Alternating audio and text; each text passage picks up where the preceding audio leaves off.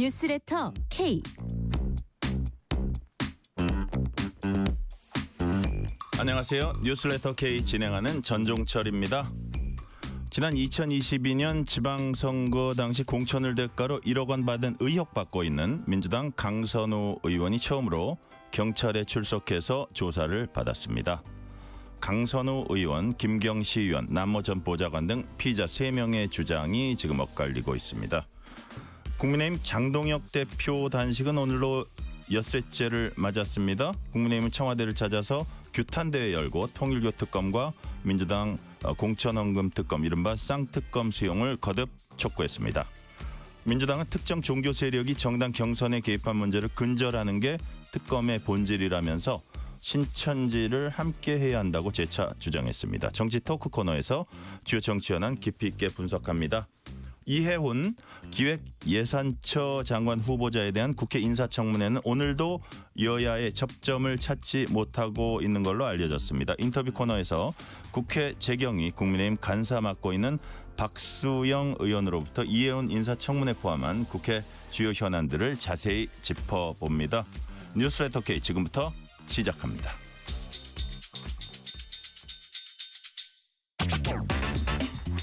뉴스레터 K 정치 토크입니다. 김상일 정치평론가, 강찬호 중앙일보 논설위원 나오셨습니다. 어서 오세요. 안녕하십니까. 네. 자, 우리 강찬호 위원님 네. 또 일주일 만에 또 보니까 2주 만인가요? 2주 만입니다. 네, 2주 만에. 보통 일주일 만에 보죠 항상. 그러니까요. 근데 이제 이번은 2주 만입니다. 그래요. 네. 이번에. 정말 그리웠습니다. 잠시 휴가 갔다 오시느라고. 예. 저 휴가는 잠시였지만 뉴스레터에 향한 그리운 마음은 굉장히 깊었다. 깊고 예. 영원하다. 그럼요. 영원하다. 뉴스레터가 영원할 겁니다. 감사합니다. 네. 자, 1억 공천헌금 수수 의혹 받고 민주당 강선우 의원 네.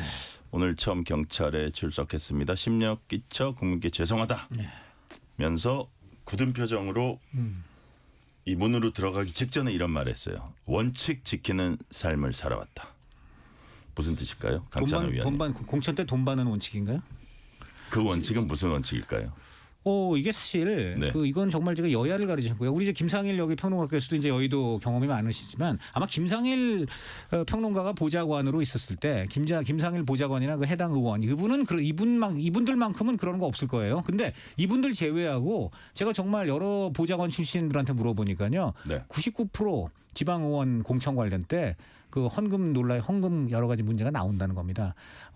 구의원 수천만 원. 지금 뭐 딱 김병기 동작에서 그 전모 의원, 네. 구의원 뭐 2천만 원, 1천만 원, 3천만 원 나왔죠. 자, 그리고 김경 시의원이죠. 네. 1억 원 나왔죠. 그리고 구청장까지 가면 수억 원입니다. 이렇게 좀 수천만 원, 1억 원, 수억 원. 이렇게 아예 정가표가 있고 네. 이 정가표는 여야를 가리지 않는다. 왜냐? 다 정가표가 일정해야 어느 당이건 다 돈 있는 사람들 갖다 바치면서 들어가기 때문에 네. 그렇다 지금 이런 얘기가 특히 지방선거가 이 해당 국회의원들이나 시당 도당 위원들의 위원장에 체지방을 늘려주는 그야말로 보고이다. 이런 얘기가 지금 횡행합니다. 정말 아직도 2026년에도 그렇다 아직도가 이거예요. 아니라 네. 이런 일이 지금에야 이게 드러났다는 것이 통탄할 일인데 옛날에는 네. 그렇다고 알고 있었거든요. 옛날에 이른바 네. 삼김 시대에 이런 네. 일도 있었어요. 우리 그 삼김 집에 말입니다. 그 가면 옛날 분들이니까 집에 가면 도자기라든가 뭐 이렇게 사방탁자 이런 거 있잖아요. 네. 공천 처리되면요. 원래 진품 다 치우고 모조품들 갖다 놓는데요. 왜냐하면 이른바 공천 헌금 내는 낙천된 분들 있잖아요. 와서 화풀이 해요. 예. 그리고 집에 가장집기 집어 던지면서 막 화풀이 하는데 화풀이 한 대 쓰라고? 화풀이 좀 해라. 뭐 어떡하겠냐. 갈 때 주는 게 아니고요. 갈 때 아니죠. 낙천 이미 돈 냈는데 여러 명 냈는데 그돈 컷오프 됐잖아요. 네. 그러니까 이분들 와서 이제 화풀이 하는데 그때는 보수 정치 시대 아닙니까? 화풀이 좀 하다가 그냥 가니까 그걸 화풀이 할 수 있게 그 깨져도 좋은 거. 가짜 도자기? 이거 직접 제가 들은 얘기입니다. 동교동 상도동 참모들한테 들은 얘기인데 네. 그랬어요. 그 호랑이 담배 먹던 시절 얘기인 줄 아셨죠? 그렇지 않습니다. 지금은 더 확실하게 은밀하게 그리고 너무나 구조적으로 정가표까지 나올 정도로 이렇다는 얘기가 있고요. 자, 이런 자금이 들어가면 이 자금은 또다시 그 해당 국회의원의 총선 자금 또는 그 해당 국회의원이 소속된 당 대표의 전당대회 때 그 해당 국회의원이 미는 후보 네. 이런 사람들에게 또 들어간다라는 또 이제 루머까지 돌 정도로 먹이사슬 엄청나게 지금 구조적으로 이 부패가 뿌리 깊게 박혀 있는데 네. 이게 바로 풀뿌리 민주주의의 실현장이라는 지방선거를 계기로 고리로 해서 이런 것들이 일어나고 있다. 이런 얘기들이 지금 굉장히 많이 돌고 있습니다. 이 빙산의 일각일 수밖에 없다는 얘기가 나오고 있고요. 저는 이 오늘 굉장히 중요한 것은요. 드디어 이제 3자가 모두 다 경찰에 나왔다는 것이죠. 네. 강선우, 김경 그리고 남모 보좌관. 그런데 여기서 셋 다 이제 말이 다르긴 한데 공통점이 공통된 사실 하나가 분명히 있어요. 분명히 1억 원이 김경으로부터 강선우 측에 간 거는 맞는 겁니다. 셋 다 인정을 했어요. 강선우는 나는 모르지만 최소한 보좌관이 갖고 있었다라고 얘기했고 보좌관은 카페에서 내가 자리 잠깐 피한 사이에 둘이 무슨 얘기했는지 모르지만 뭔가 나한테 쇼핑백에다가 이거 차에 넣으라 그러니까 내가 받아서 넣었다. 그 돈 받았다는 얘기 아니에요. 김경은 내가 줬다 했잖아. 결국 1억 원이 강선우 측에 간 거는 맞은 거예요. 자, 여기서부터 근데 이제 진실공방이 벌어지고 있기 때문에 네. 저는 이거는 강선우 전 의원은 빼박으로 걸린 겁니다. 어쨌든 간에 뭐 부하가 받았건 본인이 받았건 어쨌든 간에 상당 기간이 지난 후에 지금 돌려줬네 아니면 뭐 어떻게 됐네 하는 것이기 때문에 이미 기수는 성립돼 있습니다. 그 3자 진술이 모두 일치하거든요. 네. 이제 문제는 그런데 이제 죄질을 따짐에 있어서 가장 이제 국민이 충격적으로 본 것은 뭡니까? 아예 강선우 의원 쪽에서 그 보좌관이 아니 한 장 의원 어려우신데 한 장 주셔야죠. 한 1,000만 원이요? 아, 뭔 소리예요? 1억. 지금 이 얘기했다는 거잖아요. 요겁니다, 요거. 그 부분도 이제 요게 확인해야 될 제일 부분이고, 네. 예, 그 가장 업데이트된 최근의 팩트는 이제 그런 게 나오겠는데 그것도 이제 우리가 다 확인해야 되는데 이 지방선거 현장의 그 돈, 아주 검은 돈 여기에 대해서 너무 적나라하게 말씀을 해주셔서 우리 김상일 근데 이제 평론가님. 뭐 저는 이제 정치 현장에 있었으니까 소위 말하는 이제 열린 우리당이라는 정치 개혁의 드라이브가 막 걸릴 때에 네. 저는 이제 정치권에 처음 들어왔어요. 네네. 그래서 이제 그 당시에는 이제 정치 개혁 경쟁을 정치권에서 쭉 했죠. 이게 삼김 시대를 지나서. 네네. 그래서 대부분의 공천에는 이제 외부 인사들을 많이 집어넣고 공천 시스템의 견제 어떤 구조를 짜는 것들을 굉장히 그 네. 깨끗한 선거, 깨끗한 경선, 깨끗한 공천 이런 거를 강조하는 시대를 지나왔는데 네. 우리 지금 강찬호 위원님께서 말씀하신 우려는 제가 볼 때는 최근에 좀 커진 게 아닌가 저는 싶어요. 왜냐하면 우리 편끼리만 하는 정치로 지금 변했잖아요. 예. 그러니까 우리 편끼리 한다는 건 이제 절대 권력이 되는 거거든요. 절대 권력은 절대 부패합니다.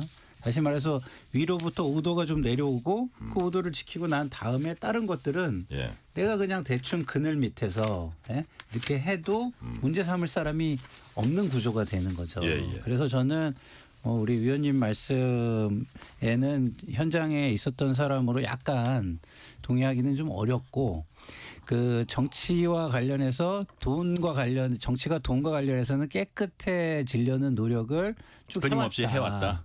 해왔는데 최근 진영 갈등 구조가 굉장히 뭐랄까요 첨예화되면서 이렇게 할 수 있는 가능성이 굉장히 확장됐다. 그늘막이 굉장히 넓어졌다라고 저는 생각을 아니 합니다. 그럼 결국 동의하신다는 얘기 같은데. 예. 그래서 지금 나쁜 짓 할 수 있는 그늘막이 확장됐다. 예, 그래서 나쁜 짓들이 벌어지고 있는 정황이 보인다. 제가 얘기한 거에 대해서 예. 사실상 보니까 동의하신 것 같아요. 네. 그 내용을 보니까. 자, 이 부분 예를 들어서 이제 사실 녹취, 네. 김병기 강선 녹취 그것만 보면은 어쨌든 이건 돈은 받았구나 어떤 형태든 그렇죠. 네.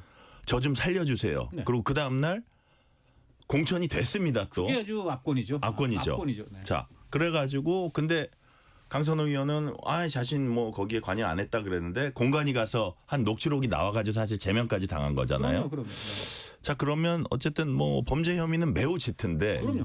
자, 그럼에도 불구하고 그 뭐 빼박이라는 그런 구조긴 한데 여하튼 뭐 지금 김경시 의원의 문자 내역이라든지 통화 내역이야 뽑을 수 있겠죠. 네. 근데 정확한 문자 내용이라든지 이런 것들 과연 어떻게 복원을 할 수 있을까 이런 것들이 되게 쉽지 않아 보이고 예. 강선우 의원도 오늘 22일 만에 출석한 건데 그간에 과연 뭐 증거인멸이나 이런 게 어떤 게 벌어졌는지 우리가 모르잖아요. 그래서 이거를 대가성으로 입증하는 문제는 또 다른 문제일 수도 있을 것 같은데 그 부분은 어떻게 보세요? 일단은 이 네. 권력형 비리는요. 이게 좀 이 포괄적 그 뇌물이라는 우리가 말을 만들어낼 정도로 네.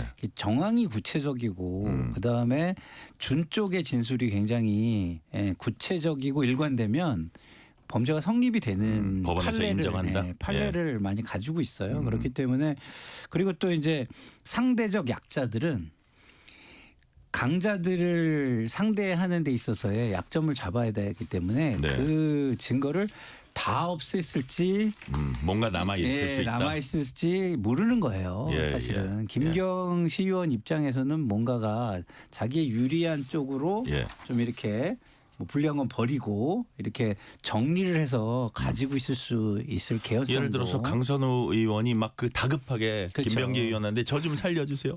나 이런 사람 아닌데 내가 왜 이렇게 됐을까요? 뭐 이거 있잖아요. 그 부분이 마치 협박받고 있는 사람처럼 공천 결정을 앞두고 뭐 그런 식으로 읽혀질 수 있고 뇌물을 어쨌든 받았는데 공천을 해준다? 그게 상식 밖의 일이 벌어졌잖아요. 네. 그러면 지금 김상일 평론가님 말씀하신 대로 뭔가를 압박을 심하게 받고 있었다. 본인이 견디기 힘들 정도로. 그런 것들이 있을 수 있다는 거잖아요. 예. 가능성들은 충분히 있고 경찰이 그 집요하고 엄정하게 네. 수사를 한다면 과거의 전례에 비추어 보면 증거를 100% 없애는 거는 네. 굉장히 어렵습니다. 예, 그리고 그런 어떤 녹취나 이런 것들을 통해서 네. 사람들을 찾아서 또 이렇게 조합을 해보면 대부분 아니 이명박 전 대통령이 네. BBK 관련해 가지고 임기 내내 집었지만 결국 감옥 가잖아요. 대통령 권력으로도 그런데 네. 뭐 김경시 의원, 강선우 의원 뭐 이 정도 가지고 뭐 그런 거를 인멸한다고 해서 그거를 과연 지워질까? 완벽하게 예. 할 수 있었을까라는 거는 뭐 경찰의 역량에 좀 달려 있는 것 같고요. 네.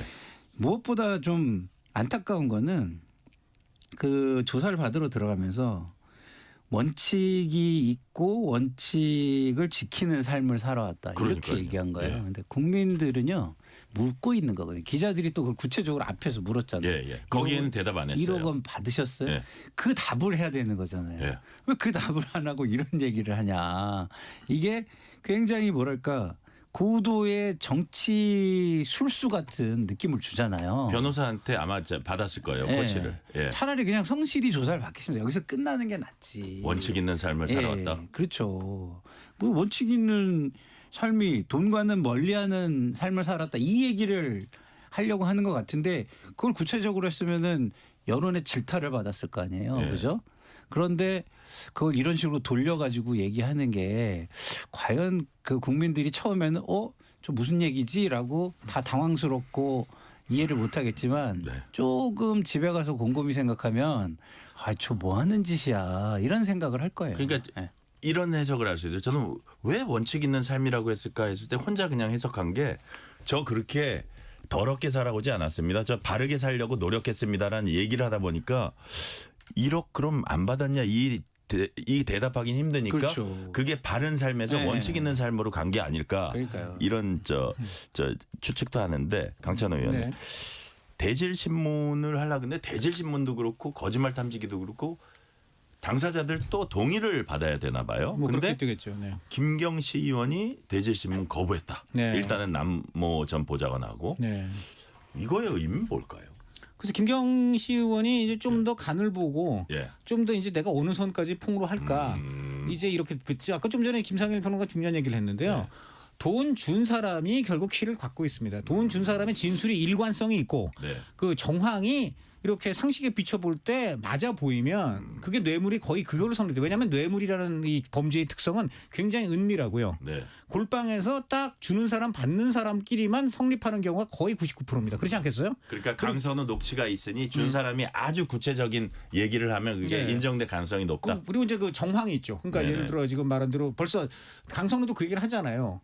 남모 사무국장 내 보좌관이 받았다라는 얘기가 다 등장하잖아요. 네. 이 사건의 가장 좀 특이한 부분은 뇌물은 대개 특히 이런 공천 뇌물은요. 당연히 공천되고 싶은 사람이 공천권을 갖고 있는 국회의원이나 정치인한테 직접 접촉해서 직접 줍니다. 삼자가 왜 끼냐 이거죠. 삼자가 왜 이게 굉장히 이 사건은 요게 예. 굉장히 아주 여타 뇌물 특히 정치인 뇌물 사건 중에서 굉장히 요 부분이 특이한 부분이에요. 제가 그래서 저 보좌관 출신 베테랑 그런 저 여의도 출신 분들한테 몇 명 물어봤어요. 그랬더니 자기네들도 이런 경우 되게 물론 보좌관들이 그 국회의원을 자기 모시는 국회의원 영감이라고 부릅니다. 네네. 여자 여성 의원들도 영감이라고 불러요. 맞아요. 그래서 네. 우리 영감하고 돈 주려는 그 출마 희망자가 둘이 단둘이 만나거나 둘이 단둘이 한다. 그래서 특히 서로 거간을 할 수는 있다. 예를 들어 내가 좀 저 의원님한테 좀 선을 대고 싶은데 우리 그 김 보좌관 좀 나 좀 박 보좌관 도와주시오. 뭐 이런 경우는 있을 수 있어요. 이제 그 보좌관하고도 어떻게 알게 돼가지고.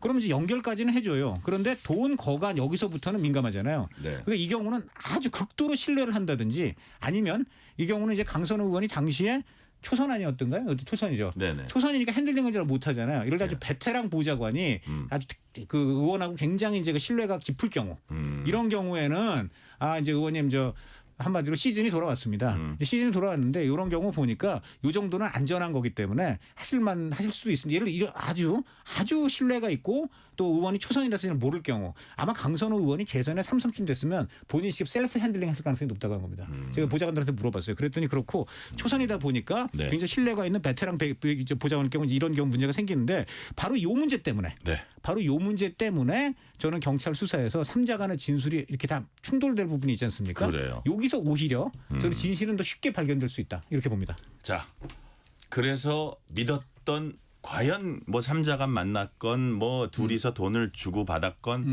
과연 이게 이렇게 만천하에 공개될지 모르고 막 주고받은 얘기들일 텐데. 그렇죠. 네. 자, 또 비슷한 분이 김병기 의원과 그 보좌관입니다. 온갖 얘기를 다 나눴어요.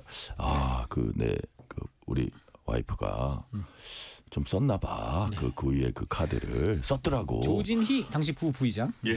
그래서 그건 뭐 믿었기 때문에 한 얘기인데 그게 지금 다 까발려지는. 믿었기 때문에도 있지만 법적으로 이게 어떻게 문제가 돼? 그래서 그렇게 물어본 거죠. 그러니까 법적인 부분을 잘 가서 CCTV 그거 저기 있으면 저기 보여주지 말라 그러고 막 그 증거 인멸 교사까지 막 하는 게 다 나오잖아요. 자, 근데 버티던 김병기 의원이 결국은 탈당을 하고 사실상 제명을 당했습니다. 무죄 입증하고 돌아오겠다고 했는데 김상인 평론가님 돌아올 수 있을까요? 글쎄요. 뭐 지금까지 정황만 보면 쉽지 않아 보이죠. 구체적인 것들이 이렇게 나왔고 그 나와 있는 것만도 불법성이 상당히 크기 때문에 거기서 뭐 멈춘다 하더라도 쉽게 돌아오기는 뭐 이렇게 쉽지는 않다라는 생각이 드는데요. 어쨌든 이게 사람을 상대한다는 게 기준과 선, 뭐 이렇게 강선우 의원이 잘 얘기했습니다만 원칙을 벗어나잖아요. 이게 선을 만들어 가지고 그 선 밖으로 이렇게 우리가 그거를 이제 슬리퍼리 슬로프라고 하는데 미끄러운 경사면이 있으면 기름칠을 쫙 해놓은 경사면이 있으면 우리는 이 발가락 힘이 좋아서 이게 한 발짝만 내려가서 버틸 수 있을 것 같아서 한 발짝만 내려가야지라고 하지만 아시다시피 거기다 참기름 발라놓으면 못 버티죠. 기름 바르면 버티질 못하고 밑바닥까지 그냥 굴러떨어지는 나이 들면 거잖아요. 다리 힘 없어서 참기름 안 발라도 못 버텨요. 그러니까 그런 그 슬리퍼리 슬로프라는 게 있는데 너무 이제 그런 부분에 둔감하고 본인은 뭐 변호사 보좌관을 채용해가지고 법적으로도 좀 이렇게 점검해가면서 했다 뭐 이런 식으로 한 것 같은데 그게 오히려 변호사들이라 또 본인들도 또 잘 준비를 해서 그래서 부메랑이 된 거 아닌가. 그래서 정말 베테랑 의원 그런 쪽에 아주 도 같은 의원들 어떻게 해야 돼요? 보좌관은 물론이고 부인한테도 얘기 안 한답니다. 왜 안 하는지 아세요? 나중에 부인하고 다른 문제로 이혼할 수 있게 되는데 그때 부인이 이혼 조건에 너 그동안 네가 저지른 일 다 깔까? 언론에 다 깔까? 아니면은 나한테 확실하게 위자료고 재산 분할 확실하게 해줄까? 그래요. 그래서 실제로 제가 아는 의원님들 저 정치인 중에 여러 가지 그런 문제가 있다 보니까 이혼을 하는데 보니까 알거지가 돼서 이혼하는 분들이 꽤 있어요. 부인이 왜냐면 이혼할 때 부인을 사랑해서 좋겠죠. 뭐 그렇게 이제 그건 윤석열 대통령 하신 거고요. 자, 이거는 한쪽 차원에서는 아무도 믿지 말라고 다른 쪽 차원에서는 두루두루 잘하고 오만하지 말고 주위 사람을 잘 챙겨라. 그죠? 진심으로.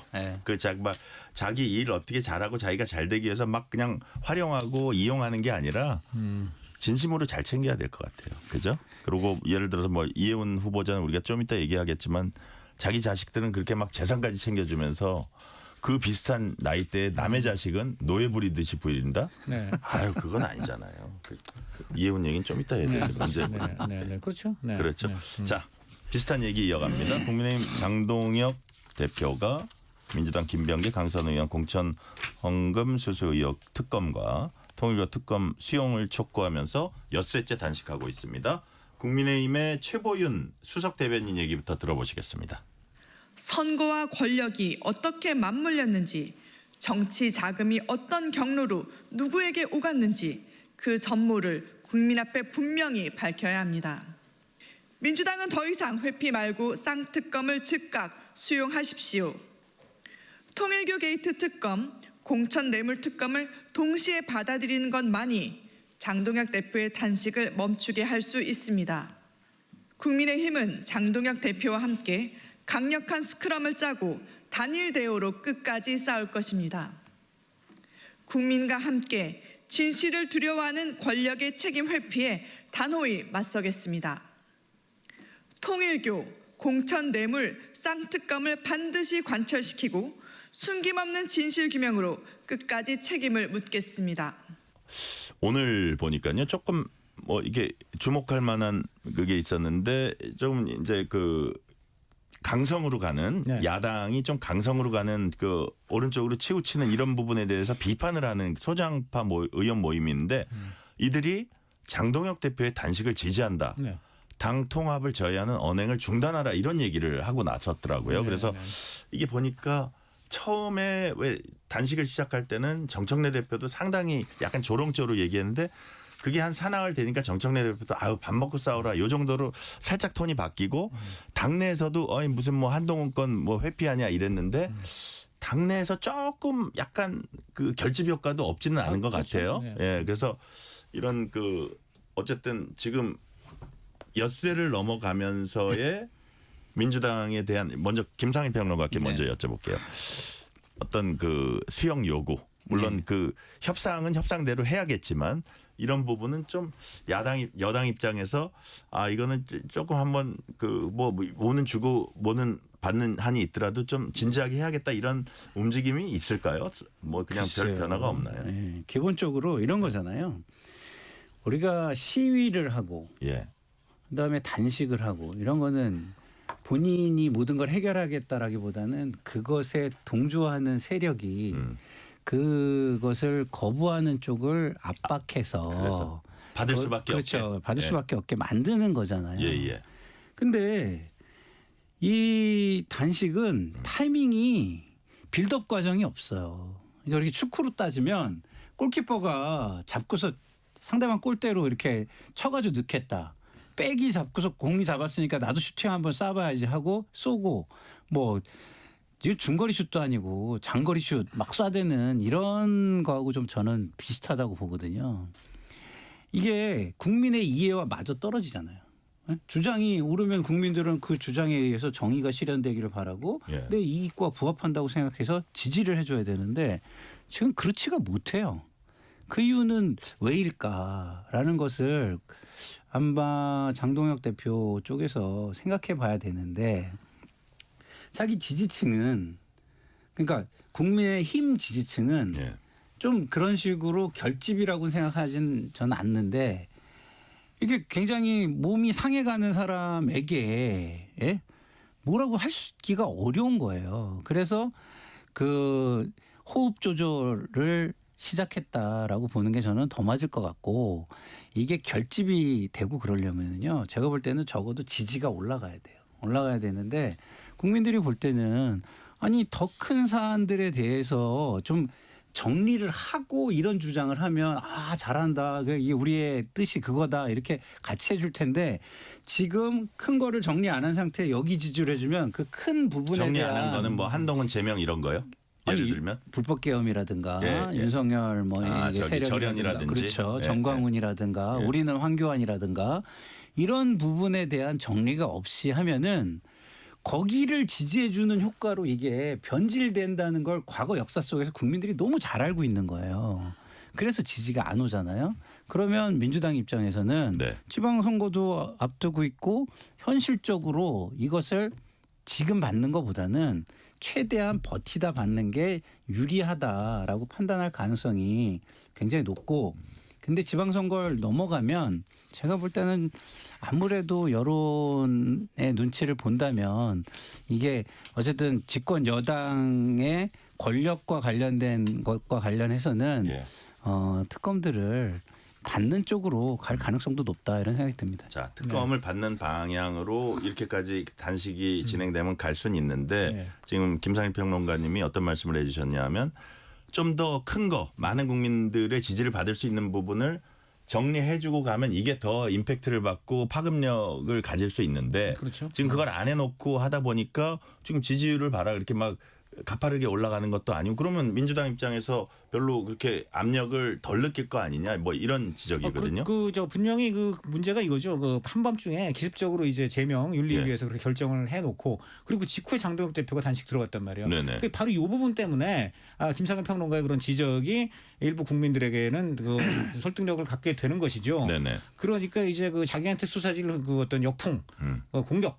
이런 것들을 다 막아내기 위해서 네. 그래서 단식에 들어갔다 이제 이런 지적을 받을 수 있는 부분입니다. 그런데 그것과 별개로 지금 이재명 정권 이제 집권 반년이 넘어가면서 네. 이 썩을 대로 썩은 그 민주당의 구조적 문제들이 그냥 하나둘씩 막 나오고 있고 그것도 무슨 국민의힘이 폭로가 아니고 자기들끼리 싸우다가 다 나오고 있잖아요. 그러니까 이게 얼마나 썩을 대로 썩은 정당입니까? 저는 얼마 전에 그 진보 평론가라고 하는 김준일 평론가가 뭐라 그랬어요? 아니, 지금 정말 방송 그래서 전 그게 유튜브가 아닌데 이렇게. 저는 썩었다고밖에 볼 수가 없어요. 그런데 물론 국민의힘도 썩었죠. 그런데 지금은 집권당이기 때문에 제가 좀 더 그렇게 하는 것이고요. 저는 그렇기 때문에 이번에 공천 헌금이라든가 이런 거 이거는 반드시 특검을 해야 되는 상황입니다. 다 그 통일교 특검은 오히려 대통령이 오히려 통일교 얘기를 했기 때문에 그런데 이제 신천지 갖고서 논란인데 신천지도 하고요. 그다음 네. 반대로 또 민주당이 지난 대선 때 대순진리회의도 뭐 또 논란 있지 않았어요? 다 하면 됩니다. 다 하면 되고요. 그리고 이기회 항소 포기 사실 항소 포기가 굉장히 큰 겁니다. 저거 법치를 완전히 어기고 이제 이런 것들이기 때문에 그래서 그런 것까지 다 같이 해가지고 저는 한번 반드시 이번에 해야 되고 그건 야당의 그건 원래부터 굉장히 큰 필요한 부분이기 때문에 뭐 어느 시점에서라도 저는 단식을 해야 되는 건 필연이었다고 생각합니다. 다만 시점이 좋지 않은 부분 좀 있어요. 그러니까 제일 여기서 좋은 방법은 요 단식 그 피리어드 사이에 당내 분열도 해결하고. 그리고 대여 투쟁을 위한 힘의 결집도 있어야 되고 그래서 이제 결국 해법은 이거죠. 장동혁 대표가 이제 의식이 가물가물해갖고 병원에 실려가기 전에 장동혁 대표는 한동훈 전 대표가 일단 사과를 했으니까 사과 내용 전부를 볼 때 미흡하긴 하지만 한 발짝 뗀 거를 이렇게 평가한다. 이 정도 반응이라도 해주고 그렇다면 한동훈 전 대표는 또 단식 현장을 찾아서 네. 어렵게 단식하고 있는 현직 대표를 격려하는 모습을 보이면서 네. 어떻게든 간에 이제 그래서 제명은 좀 철회가 되고 이런 것들이 좀 이 단식 투쟁 기간 동안에 다 좀 이루어졌으면 하는 게 이제 그 밖에서 보는 그런 주문이 되겠습니다. 네. 자, 그래서 이게 약간 효과는 제한적이다. 김상인 평론가님이 말씀해 주셨는데 그럼에도 불구하고 지금 뭐 공천 헌금 저기 야당에서는 주로 공천 뇌물이라는 표현을 쓰죠. 네, 네. 이건 정말 심각한 사안이다. 이거를 네, 무슨 네. 휴먼 에러로 보면 안 된다. 시스템 그렇죠. 에러고 네. 중대한 사안이기 때문에 이거를 특검을 마치 하자는 거를 그냥 거대한 수의 논리로 지나가는 건 말이 안 된다. 그렇기 때문에 타이밍이 애매하긴 하지만 야당 대표가 단식하는 거는 이거는 뭐 이상한 일이 아니다. 이런 취지로 왜냐면 말씀을 그동안 하셨잖아요. 사실 항소 포기 때부터요. 예. 단식 투쟁이라도 해서 이거 특검을 해야 된다라는 여론이 야권 지지층이라든가 또는 보수 성향 언론에서는 이미 나오고 있었어요. 그래서 단식에 대한 필요성, 대여 투쟁의 수단으로서 왜냐하면 너무 약체 정당이기 때문에 네. 정말 그 대표가 단식 투쟁이라도 해서 뭐 최소한의 정말 그 성과를 끌어내야 된다는 필요는 이미 오래전부터 제기되고 있었어요. 그래서 그런데, 네네 일요일에 보니까 오세훈 서울시장, 이철우 경북지사 같은 단체장 들어오고 그렇죠. 네. 오늘 유승민 전 의원 네. 또 이준석 개혁신당 대표가 들어온다고 해요. 그렇죠. 그럼 뭐 동조 단식을 할지 어쨌든 옆에서 좀 자리를 지킬지 그런 것들이 약간 결집의 효과는 있다고 있죠. 보세요. 이준석 대표가 동조단식까지는 안 할 겁니다. 왜 그러냐면 지금 예. 장동혁 대표 스탠스를 이준석 대표가 인정하지 않고 있어요. 대표적으로 윤 어게인을 하고 유착도 있고 뭐 이런 것들 때문에 개혁신당의 정체성과 안 맞잖아요. 그러니까 동조 단식까지는 안 할 텐데 다만 네. 지금 보면은 이해운 문제라든가 이런 거는 다 함께 지금 공동 전선을 하고 있잖아요. 그러니까 지금 그 특검 문제 이런 거는 이제 같이 싸우는 거기 때문에 그런 측면에서 아마 격려 방문, 네. 격려 메시지를 낼 가능성은 상당히 있다고 보고요. 네. 중요한 것은 결국은 내부적으로는 결국은 한동훈 문제를 단식 현장에서 서로 이제 한동훈과 장동혁 양자가 푸는 아름다운 모습을 좀 보이는 게 네. 지금 김상일 평론가가 지적한 이러한 어떤 우리 국민들의 우려를 불식하는지 그런 거 되겠고 또 단식의 순수성 네. 이런 것도 입증하는 그러한 어떤 계기가 될 것 같습니다. 자, 장동혁 한동훈이 단식 현장에 있는 가능성. 웃으시네요. 자, 네, 웃으시네요. 김찬일 평론가님, 그 가능성 얼마나 있다고 보세요? 저는요. 네. 장동혁 대표가 이 정치에 대한 인식을 저는 바꿔야 된다고 생각해요. 정치는 전쟁이 아니잖아요. 그래서 누구를 쓸어내고 내가 이기면 그게 정치가 되는 게 아니에요. 정치는 제가 볼 때는 전쟁도 아니고 정쟁도 아니고 심지어는 경쟁도 저는 아니라고 생각해요. 이 얘기 여야 대표가 같이 들었으면 무대 좋겠는데. 위에 올라가서 예. 국민을 향해서 보여주는 경연이라고 저는 생각을 합니다. 그래서 나의 경연, 나의 실력을 보여주고 선택받는 장이라고 봐요. 그러면 나하고 경쟁자가 있으면 무대 위에 올라가게 해주는 게 맞는 거예요. 그래야 게임이 되는 거거든요. 정치가 되는 거거든요. 참 좋은 비유입니다. 그런데 장동혁 대표는 무대 위로 올라가는 것 자체를 용납을 안 해요. 다시 말해서 다양한 목소리조차도 용납을 안 하는 지금 구조로 이 판을 가져가고 있는 거거든요.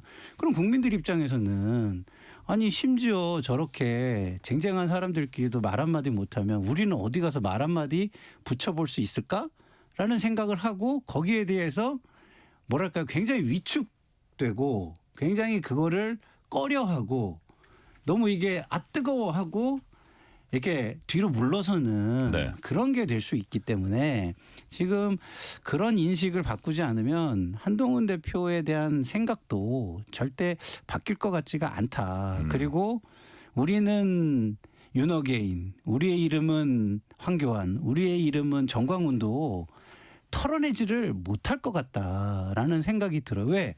국민에게 보여주는 경연인데 거기다가 우리의 이름은 윤어게인 이렇게 피켓 들고서 보여주는 게 이게 표를 끌어올 수 있나요? 그래서 저는 저 단식이 좀 좋게 평가를 해 주셨지만 단기적이고 내부적으로는 좋게 평가를 받을 수 있으나 정치라는 것, 그다음에 정당이라는 것, 그리고 정당의 목적은 선거에 이기는 것이라는 최종 목적을 놓고 보면은 이 단기적인 효과는 아무 의미가 없는 것이고 결국에는 선거의 가능성, 승리 가능성, 당선 가능성을 중심으로 다시 비난을 받게 될 것이다. 저는 이렇게 말씀을 드릴 수밖에 없어요. 선거 승리라는 저 관점에서는 이거는 좀 부정적이다라는 말씀 어떻게 보세요? 사실 같은 얘기예요. 왜 저도 그 얘기를 한 거잖아요. 예.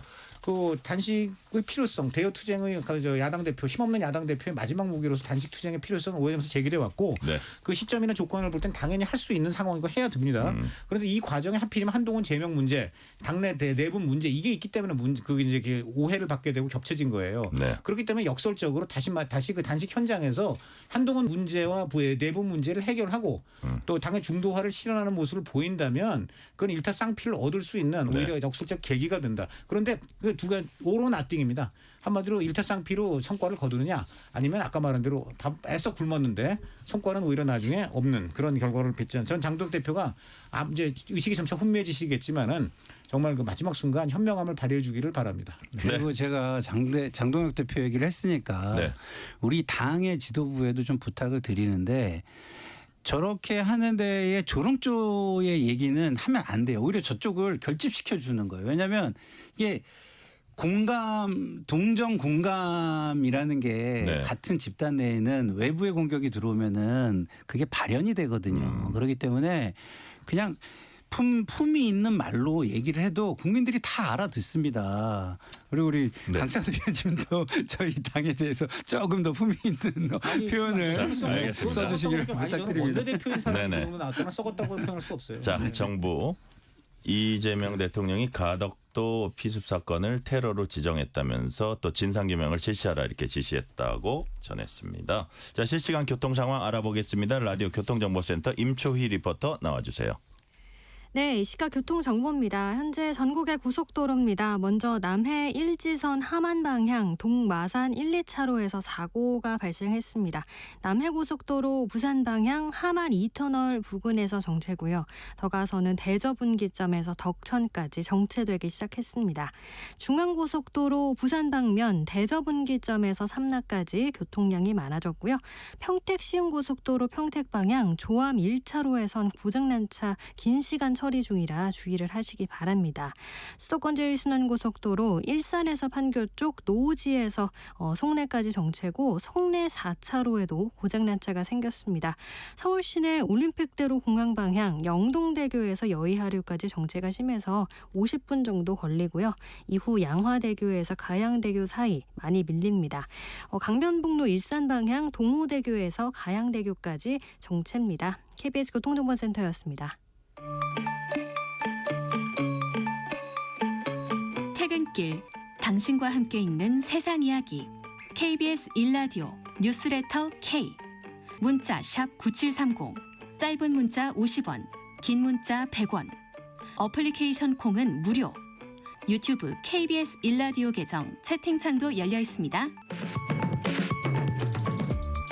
실시간 교통 상황 살펴봤습니다. KBS 1라디오 뉴스레터 K 정치 토크 김상일 정치평론가 강찬호 중앙일보 논설위원과 얘기 나누고 있습니다. 자, 한동훈 얘기를 그 전 얘기를 하면서 강찬호 위원께서 좀 하셨으니까 네. 김상일 평론가께 이제 여쭤보면 네. 이제 한동훈 전 대표 공식 사과했고 그럼에도 불구하고 제명 결정은 명백한 조작이다, 정치 보복이다. 그래서 뭐 윤리위 결정은 어쨌든 자기가 신뢰할 수 없고 받아들일 수 없다 이런 입장이거든요. 네. 그러면 그 윤리위 어쨌든 장동혁 대표가 다시 재심 청구해라. 그다음에 소명 기회 주겠다. 이렇게 한 상황이니까 이게 좀 기술적인 문제이긴 하지만 네. 서로 간에 엇갈리는 부분을 좀 명확히 할 필요가 있을까요? 안 그러고 그냥 결론을 그러니까 내리면 이런 네. 데서의 물밑조율이라는 게 이제 필요하다. 필요한 거죠. 물밑조율이 돼서 상호간에 약속 대련을 하면 지금 말씀하신 네. 우리 앵커님 말씀대로 할 수 있겠죠. 근데 그게 아니에요. 그러면 저만 사과를 하고 저쪽은 아니라면 제가 사실상 제 잘못을 인정하는 게 사과하고 대부분이잖아요. 바보 될 수 있다? 바보 될 수 있죠.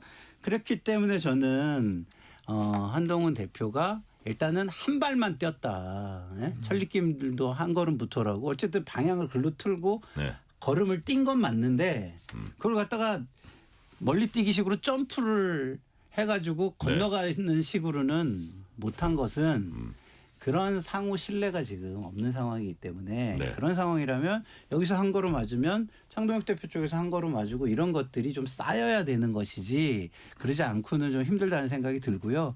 근데 제가 볼 때는 장동혁 대표 쪽에서 그런 마음이 제가 볼 때는 전혀 없어요. 그리고 네. 말씀하신 재심 청구해가지고 소명 듣겠다 이거는 그 한밤의 제명이 그 뭐랄까 역풍이 너무 세게 부니까 김을 빼려고 한 거라고 저는 정치적으로 해석합니다. 결국 사실은. 가고자 하는 결론이나 방향은 네. 똑같다. 예. 네. 자, 결국 가고자 하는 방향은 똑같다 이렇게 이제 그 분석을 하셨는데 예. 어떤 그 여당 인사가 이런 얘기를 하더라고요. 예. 뭐 의총에서 그랬대요. 한 10여 명이 얘기를 했는데 한동훈은 사과 고개 숙이고 장동혁은 정치력 발휘해라. 뭐 이걸로 이제 얘기를 했다는데 지금 이 단계에서 뭐라 그럴까 이런 얘기를 하더라고요. 자신의 정치적 입지 이거를 막 눈앞에 생각하면 해결이 안 나고 선당후사가 뭔가를 두 사람이 다 하면은 해결점도 보일 거다. 좀 당장은 좀 손해를 보더라도 뭐 내 당 장악력이 떨어지면 어떻게 뭐 이런 거 너무 그렇게 가깝게 보지 말고 또 내가 이거 받아들였다가 바보 되면 어떡하지? 이거보다는 당이 망가지지 않는 방향을 양쪽이 생각한다면 해답이 나올 거다. 맞습니까? 아, 정말 맞는 말씀입니다. 이 지금 그 많은 분들이 그런 얘기를 하시더라고요. 이 두 장동혁 대표하고 한동훈 전 대표가 네. 사실 뭐 선수들이 낮거나 없잖아요. 장동혁은 영선이고 한동훈은 영선이고 장동혁은 1.5선인데 네. 이런 분들이 지금 전 대표, 현 대표 이래요. 근데 그러다 보니까 약간 좀 이게 눈에 띄는 게 옛날에 그야말로 저 삼김 시대라든가 이른바 좀 약간 이게 보수 정치하던 이런 분들은 좀 전에 그런 게 있어요. 그러니까 저 상대방의 반응을 챙기기 이전에 네. 자기가 딱 뭐라 그럴까 이른바 그 걸음을 내딛는 거예요. 대표적으로 이 김대중 대통령이 박정희 정권 때 납치당했잖아요. 그 중정에 납치당해서 도쿄에서 이제 끌려오는 이럴 때 그리고 누구보다도 앞장서 비판하고 막 이런 사람이 누굽니까? 김영삼입니다. 또 40대 단위로 40대 기술원 해가지고 네. 경선에서 대선 경선에서 졌을 때도 김대중 대통령 열성적으로 도운 게 김영삼이고 반대로 83년에 김영삼 대통령이 단식할 때 네. 미국의 망명 상황에서도 열성적으로 김영삼 단식을 응원한 사람이 김대중이에요.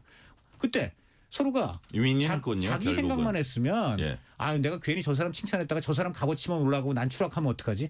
이렇게 생각할 거 아니에요. 둘 다 대통령이 됐네요. 둘 다 대통령이 된 거예요. 예. 그러니까 상대방이 잘할 때 띄워주고 상대방이 난처할 때 상대방 도와주고 이런 사람들이 다 서로 대통령이 되지. 네. 내가 만약에 조금이라도 사고에서 물러나는 것 같으면 저놈이 더 짓밟지 않을까? 네. 이런 식으로 너무 생각해서 단견으로 가면 안 된다. 단견과 반응형 정치. 상대방의 반응부터 챙겨가면서 내 발걸음을 생각하는 정치는 이건 하수 중에 하수입니다. 자, 큰 틀의 정치가 네, 그건 필요하다. 정말 필요합니다. 그게. 네. 자, 이해운 기획예산처 장관 후보자 청문회 공방 가볼게요. 후보자 자료 제출 미비를 이유로 국민의힘 청문회 반대했고 오늘 여야가 또 입장차 좁히지 못하고 있습니다. 한정혜 민주당 정책위 의장 얘기 들어보시겠습니다. 어제 19일 예정되었던 기획예산처 장관 후보자 인사청문회는 국민의힘의 반대로 결국 진행되지 못했습니다. 미흡한 부분이 있다면 인사청문회를 통해서 밝히고 검증하는 것이 우선입니다. 검증의 자리조차 열지 않겠다라고 하는 것은 국회의 역할을 방기한 것뿐 아니라 국민의 알 권리도 박탈하는 것입니다. 국민의힘은 그동안 필리버스터를 무한 반복하면서 민생입법을 발목 잡아왔습니다. 현재 본회의에 부의된 법안만 무려 180여 건에 이릅니다. 지난주 본회의에 보고된 쿠팡 국정조사를 위한 특위 구성 등 후속 조치도 시급합니다. 지방주도 성장의 초석이자 대한민국 대전환의 한 축인 행정통합 추진을 위한 입법에도 속도를 내야 합니다. 국민의힘은 목리를 멈춰주십시오. 국민 상식에 어긋난 목리와 무책임으로 민생 개혁의 걸음을 발목 잡아서는 안 될 것입니다. 자, 강찬호 의원께 한번 여쭤볼게요. 네. 자, 뭐 주요한 질문마다 뭐 개인정보 이유로 대답 못함을 뭐 양해 바랍니다. 이렇게 네. 하면 정말 열불 터지죠. 그렇죠. 그죠? 네. 근데 지금까지 청문회를 보면 어쨌든 자료 미비된 상태에서 이제 시작을 하면서 그렇죠. 계속 요구하면서 그리고 또 더 중요한 게 지금 압박한다고 해서 추가로 낼 것 같지도 않거든요. 네. 그러면 그래도 청문회를 해서 좀 그 육성으로라도 서로 이렇게 얘기를 주고받는 걸 국민에게 보여주는 게 맞습니까? 아니면 자료가 없다고 안 하는 게 맞습니까? 자료를 예. 안 내는 그 풍조가 그동안 쭉 만연한 건 사실입니다. 예, 예. 그런데 이해운 후보의 경우는 네. 도가 너무 심해요. 도가 너무 심하다. 국민의힘 판단인데 뭐 저도 이렇게 밖에서 볼 때 그런 측면이 강해요. 지금 15%라고 하는데 네. 물론 지금 그렇게 논란이 되니까 조금 더 냈다 뭐 그렇지 않다 이렇게 하지만 국민의힘 제가 이미자 바로 이제 지금 저 미 상임위원장 네네. 이분이 이제 이걸 재경위원장. 이분이 네. 저 주도권 기후사봉 지고 있잖아요. 직접 좀 전에 지금 통화를 했어요. 네. 이분이 얘기하는 게 그거예요. 15%밖에 안 되고 그래서 뒤늦게 뭐 이거저거 냈다고 하는데 다 그거는 핵심 현안 의혹에 대한 건 아무것도 없고 형식적인 거기 때문에 예, 예. 종이 서류만 잔뜩 쌓였지 쓰레기에 불과한 것들이다. 그러니까 그런 것을 볼 때 15% 선인데 과거에 제일 욕을 먹었던 사람 최악의 지금 자료 제출 미비가 바로 김민석 총리 후보 바로 청문회였어요. 직전이네요. 예. 그게 한 27%였대요. 자료제. 그런데 김민석 후보 것보다도 지금 한 60%밖에 안 돼요. 그러니까 저는 이번에 볼 때 두 가지로 국민의힘 입장에서는 네. 이제 속된 말로 열이 받을 수밖에 없는 게 우선 이제 이해훈이라는 예. 이제 이런 사람을 굉장히 이제 한마디로 어떻게 보면 약간 능멸 약간 좀 그런 식으로 해갖고 데려갔다라는 이제 의식이 있고요. 두 번째는 아예 청문회도 그 역대 최악의 기록을 훨씬 뛰어넘는 그런 자료 미비를 갖고 또 한 번 이제 욕을 이제 능멸을 하는 것이냐 이제 이런 게 있는 것이죠. 그래서 이제 이미자 위원장이 그렇다고 제가 보니까 무조건 거부한다는 건 아니고 이번에 이제 무산이 되는데 네. 그렇게 되면 이제 이재명 대통령한테 두 개의 선택이 있습니다. 그냥 네. 강행하는 수가 있고 임명을 아니면 한 번 더 해보자. 재송부를 합니다. 열을 더 준다. 열을 더 주는데 만약에 예. 재송부를 한다면 그 조건부로 지금 청문회를 하는 쪽으로 지금 생각을 하고 있답니다. 좀 전에 네. 지겹지게 더. 근데 다만 조건은 이겁니다. 의혹이 너무 많은데 네. 대표적으로 우리 젊은 국민들의 열불을 받게 하는 부정청약 의혹? 부정청약, 그다음에 네. 아빠 찬스, 뭐 위장 미혼, 뭐 며느리를 약혼자로 부르는 거, 뭐 여러 가지 있잖아요. 젊은이들이 특히 가지고 감정 등골이 자극하는 거. 오싹하던데. 그 오싹하죠. 그 무시무시한 그 수법들에 대해서. 결혼식 했을 거 아니에요. 그러나요. 사돈하고 인사 안 했나요? 저는 놀랐습니다. 그럼 네. 사돈은 뭡니까? 사돈이 아직 아닌 거네요. 뭐 예비 사돈인가? 예. 네. 그러니까 저는 그런 식으로까지 아니 소위- 기자들이 사돈 인터뷰한 기사가 안 나오더니. 네. 바로 그쪽에도 지금 인터뷰를 했지. 어떻게 생각하시냐? 전 사돈 쪽에 이틀막 안 들어갔을까요? 그런 생각이 그런가요? 들어갑니다. 자, 예. 그래서 저는 이번에 딴 건 모르겠어요. 지금 우리 젊은 국민들의 정말 감정을 자극하는 핵심 현안 몇 가지만이라도 네. 이해운 후보가 좀 제대로 한다면은 저는 열흘 안에 청문회가 열릴 가능성이 높다고 봅니다. 네. 네. 이거 어떻게 될 것 같아요? 뭐 어쨌든 청문회를 열라고 여야가 노력은 할 것 같아요. 그러니까 이런 거죠. 예. 자, 지금까지 청문회에서 자료 제대로 제출된 청문회를 저 본 적이 없습니다. 솔직히. 예? 15% 75% 아무것도 중요하지 않고요. 문제의 핵심 자료는 예. 100% 중에 1%에서 한 3%, 5%뿐이 안 될 거예요. 결국은 거기에 모든 핵심이 달려 있는 겁니다. 그런데 이런 퍼센테이지를 가지고 얘기하는 거는 공격을 하기 위한 하나의 숫자의 수단화 이거거든요. 그런 건데 자 그러면은 안 내는 자료의 문제점을 지적하면 국민들이 못 알아듣나요? 당신의 문제가 이런 문제인데 이 자료로 당신이 깨끗해질 수 있어. 근데 이거를 왜 안 내? 이거는 우리한테 꼭 필요한 거야. 그리고 개인정보라 그러는데 이거는 공익성이 훨씬 크기 때문에 네. 어디다 물어봐도 이거는 그 위법성은 조각될 수 있는 거야라고 차근차근 따지면요. 우리 국민을 믿어야지. 제가 보니까 정치인들이 네. 자기들이 너무 잘나가지고 국민들을 안 믿는 것 같아요. 근데 국민 수준이 그 정치인들보다 높다는 게 곳곳에서 보여지는 제가 거 봐도 아닌가요? 그래요. 예. 그런데 왜 그런 걸 당당히 보여주면 국민들이 판단을 해서 그게 누적이 되다 그 에너지로 어느 시점에서 폭발을 할 거예요. 네. 지금은 에너지가 많이 쌓이는데도 폭발을 못하는 이유가 폭발 얘기하셨네. 네? 중요한 폭발 얘기하셨네. 이유가 뭐예요? 철갑으로 그 에너지를 누르고 있잖아요. 네네. 윤석열 뭐 등등 해가지고. 예? 근데 그 철갑을 걷어내지 않고 폭발하기를 바라면 되겠어요? 안 되지? 그럼 이제 김성태 그래서 선생님. 제가 볼 네네. 때는 국민의힘 의원들이 국민들 앞에 겸손해질 필요가 있다. 어? 네. 그러면 국민들은 그 겸손함을 보고 기회를 준다. 예? 그러니까 차분하게 안 내는 자료에 대한 것도 청문회에서 얘기를 하세요. 이런 자료 빨리 제가 청문회 진행하는 요구했는데 중에 빨리 갖고 와라. 그렇죠. 내가 이런 자료를 요구했는데 당신이 이 자료를 지금 안 내고 있습니다. 네. 이 자료는 왜 중요한 건지 제가 국민들한테 말씀을 드리겠습니다. 그리고 당신한테도 굉장히 중요한 자료입니다. 아니 지금 문제 없다라고 얘기하는데 이 자료를 국민한테 내놓지 않는 상황에서 네. 국민들이 당신이 문제 없다는 얘기를 인정해 주겠습니까? 이런 식으로 얘기하면 국민들이 그걸 못 알아듣습니다. 자, 근데 이제 중요한 건 국민들이 그런 걸 알아듣고 예, 못 강찬호 의원님. 알아듣고의 문제가 아니고요. 이재명 대통령이 그동안 이런 식의 청문회를 통해서 그 이재명 대통령이 임명한 장관 후보들, 총리 후보 이런 사람들의 문제점이 청문회에서 많이 드러났어요. 바로 김상일 평론가가 지적한 대로 청문회 효용이 그런 점에 고만 보면 있을 수 있습니다. 그런데 그렇게 해서 청문회에서 잔뜩 문제점을 드러내는데 이재명 대통령은 어떻게 했습니까? 전부 다 강행했잖아요. 한마디로 청문회는 통과 의례 들러리였다는 것인데 이번만큼은 또 상황이 다르죠.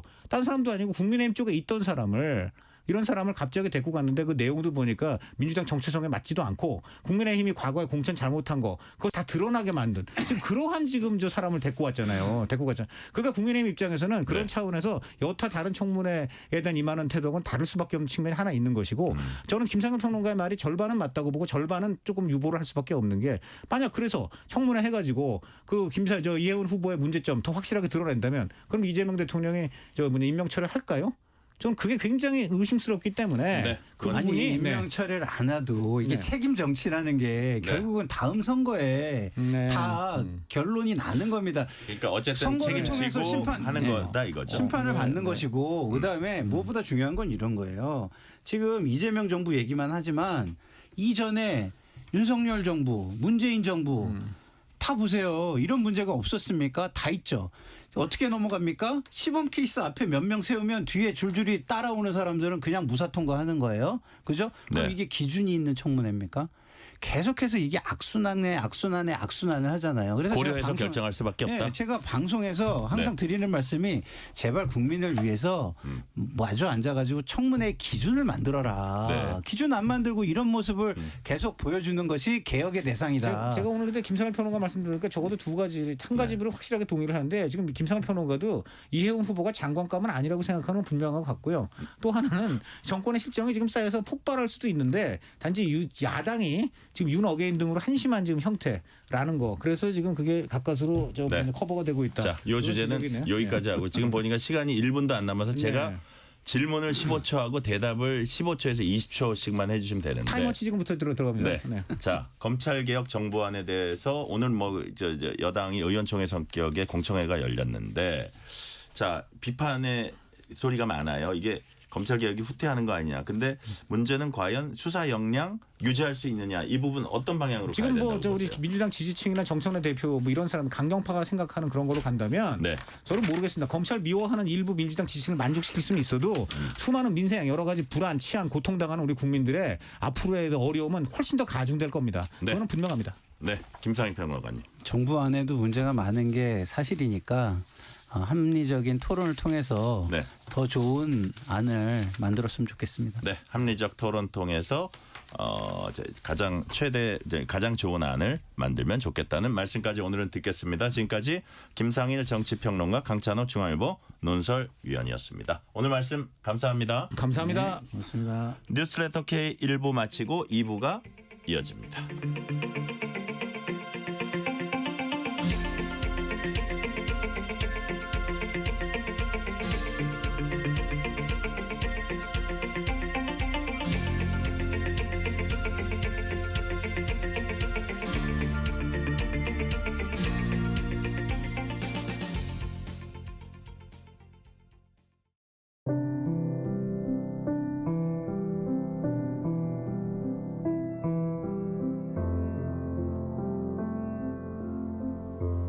KBS 라디오 연중기획 희망충전 대한민국 674번째 이야기.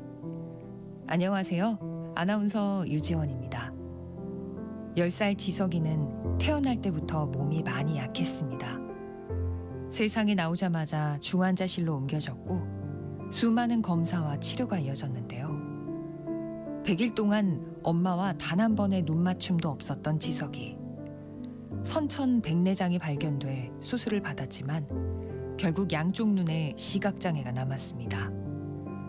5살 전까지 받은 안과 수술만 4차례 이상. 거기에 잠복고환과 신장 결석까지.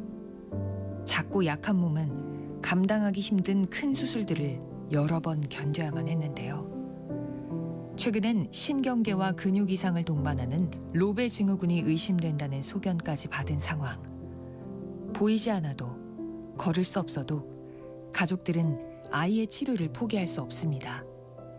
지석이의 아픈 시간이 희망으로 이어질 수 있도록 여러분의 응원과 마음을 보내주세요. 여러분의 따뜻한 손길이 희망의 빛이 됩니다. ARS 060-700-1580 060-700-1580 한 통화 3,000원으로 희망을 선물해 주세요. KBS 라디오 연중기획 희망충전 대한민국은 초록우산 어린이재단, 인탑스 주식회사, 그리고 청취자 여러분과 함께합니다. ARS 060-700-1580 한 통화 3,000원입니다.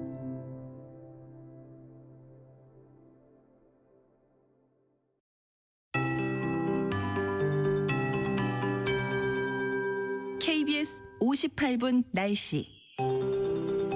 오늘 절기상 대한인데요. 큰 추위라는 의미답게 날씨도 그대로 따라가고 있습니다. 현재 우리나라 서구 동저형 형태인데요. 북쪽에서 강한 한기가 밀려들면서 오늘 영하 10도 이하로 떨어지며 매우 추웠습니다. 서울의 낮 기온도 영하 3.3도로 낮에도 추위가 이어졌습니다. 앞으로 당분간 강풍을 동반해 이 같은 강한 한파가 지속되겠습니다. 아침 기온 영하 10도 내외, 낮은 곳은 영하 15도 내외의 기온 흐름이 되겠습니다. 건강 관리와 수도관 동파 등에 유의하셔야겠습니다. 북서풍이 불면서 또 한 가지 위험 요소가 형성되곤 합니다. 바로 해기차에 의한 서해안의 폭설인데요. 내일과 모레 전국이 대체로 맑겠지만 충남과 호남, 제주는 흐린 가운데 눈 오는 곳이 많겠습니다. 호남 서해안 쪽은 3에서 10cm 안팎, 남부 내륙은 1에서 5cm, 제주 산지 5에서 25cm, 울릉도 독도 최대 30cm의 눈이 이틀 동안 내리겠습니다. 눈으로 인한 피해 없도록 주의해 주시고요. 빙판이 상당히 많이 형성되겠습니다. 각별히 교통안전에도 유의하셔야겠습니다. 제주도를 포함해서 해안 쪽 바람이 계속해서 강하게 불겠고요. 대부분 해상의 파도 또한 높겠습니다. 동해안의 너울성 파도도 주의하셔야겠습니다. 지금 서울의 기온은 영하 6.5도입니다. 강혜종입니다.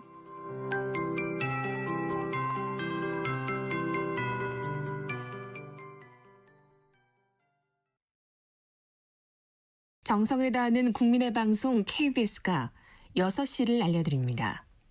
AM 711kHz, FM 97.3MHz, KBS 1라디오입니다. HLKA.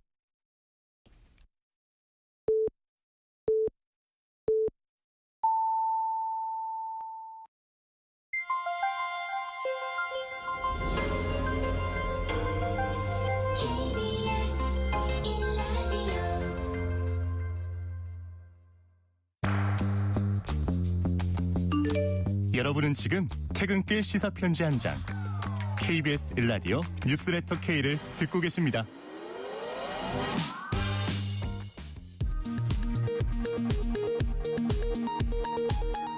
이 시각 라디오 정보센터 뉴스입니다.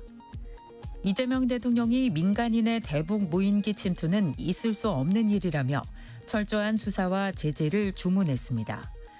또 일부 언론이 잘못된 기소에도 정치적 사건에는 무조건 검찰 편을 든다고 지적하며 허가 과정에서 특혜를 받는 공중파나 종편은 최소한의 공정성, 공익성 의무가 있다고 강조했습니다. 정부가 이재명 대통령의 부산 가덕도 신공항 피습 사건을 국가공인 1호 테러로 지정했습니다. 이에 대한 후속 조치로 사건 진상규명을 추가적으로 실시하고 재발 방지 대책을 마련하기로 했습니다. 12.3 불법 비상계엄과 관련해 내란 우두머리 방조 등 혐의로 기소된 한덕수 전 국무총리 사건의 1심 선고가 내일 오후에 나옵니다. 앞서 내란 특검팀은 징역 15년을 구형했고 내일 선고 과정은 생중계될 예정입니다. 김경시 의원으로부터 공천 헌금 1억 원을 수수한 의혹을 받는 강선우 의원이 오늘 처음 경찰에 출석했습니다. 강 의원은 국민들께 심려를 끼쳐 죄송하다며 자신은 삶의 원칙을 지키며 살아왔다고 말했습니다. 검찰의 관봉권 띠지 분실 의혹을 수사하는 상설특검팀이 서울중앙지검과 서울남부지검에 대한 압수수색에 나섰습니다. 지금까지 라디오 정보센터 뉴스 편유희였습니다.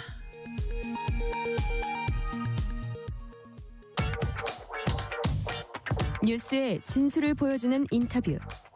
뉴 진수. 이해훈 기획예산처 장관 후보자 인사청문회가 안건 상정조차 하지 않은 채 공전했습니다. 국민의힘은 자료 제출이 극히 부실한 상황에서 맹탕 청문회를 진행할 순 없다고 지적했습니다. 반면에 민주당은 국민 검증 절차를 거쳐야 한다면서 청문회 개최를 거듭 요구하고 있습니다.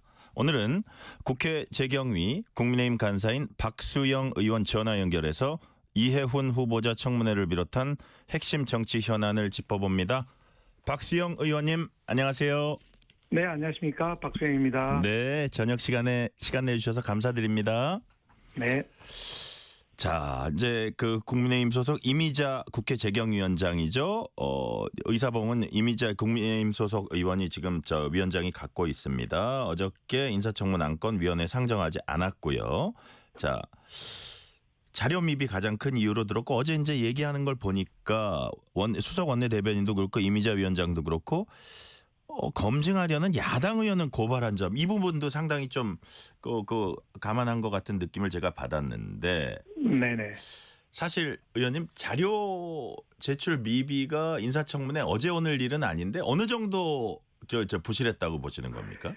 예, 지금 저희 계산에 의하면 15% 정도밖에 내질 않았습니다. 요구 자료에. 네. 근데 이해운 후보 측에서는 75%를 냈다고 해요. 네네.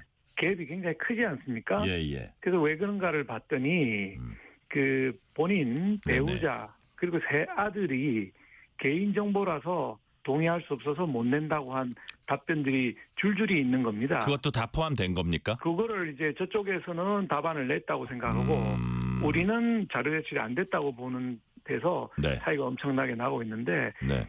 이런 정도의 15% 정도의 비율은 역대 인사청문회에서 있을 수가 없는 일입니다. 대부분 50% 이상은 냈고요. 네네. 어제 권영세 의원님 보니까 통일부 장관 하셨는데 예. 65%를 냈고 65%가 자료 제출의 가이드라인이라는 겁니다. 네.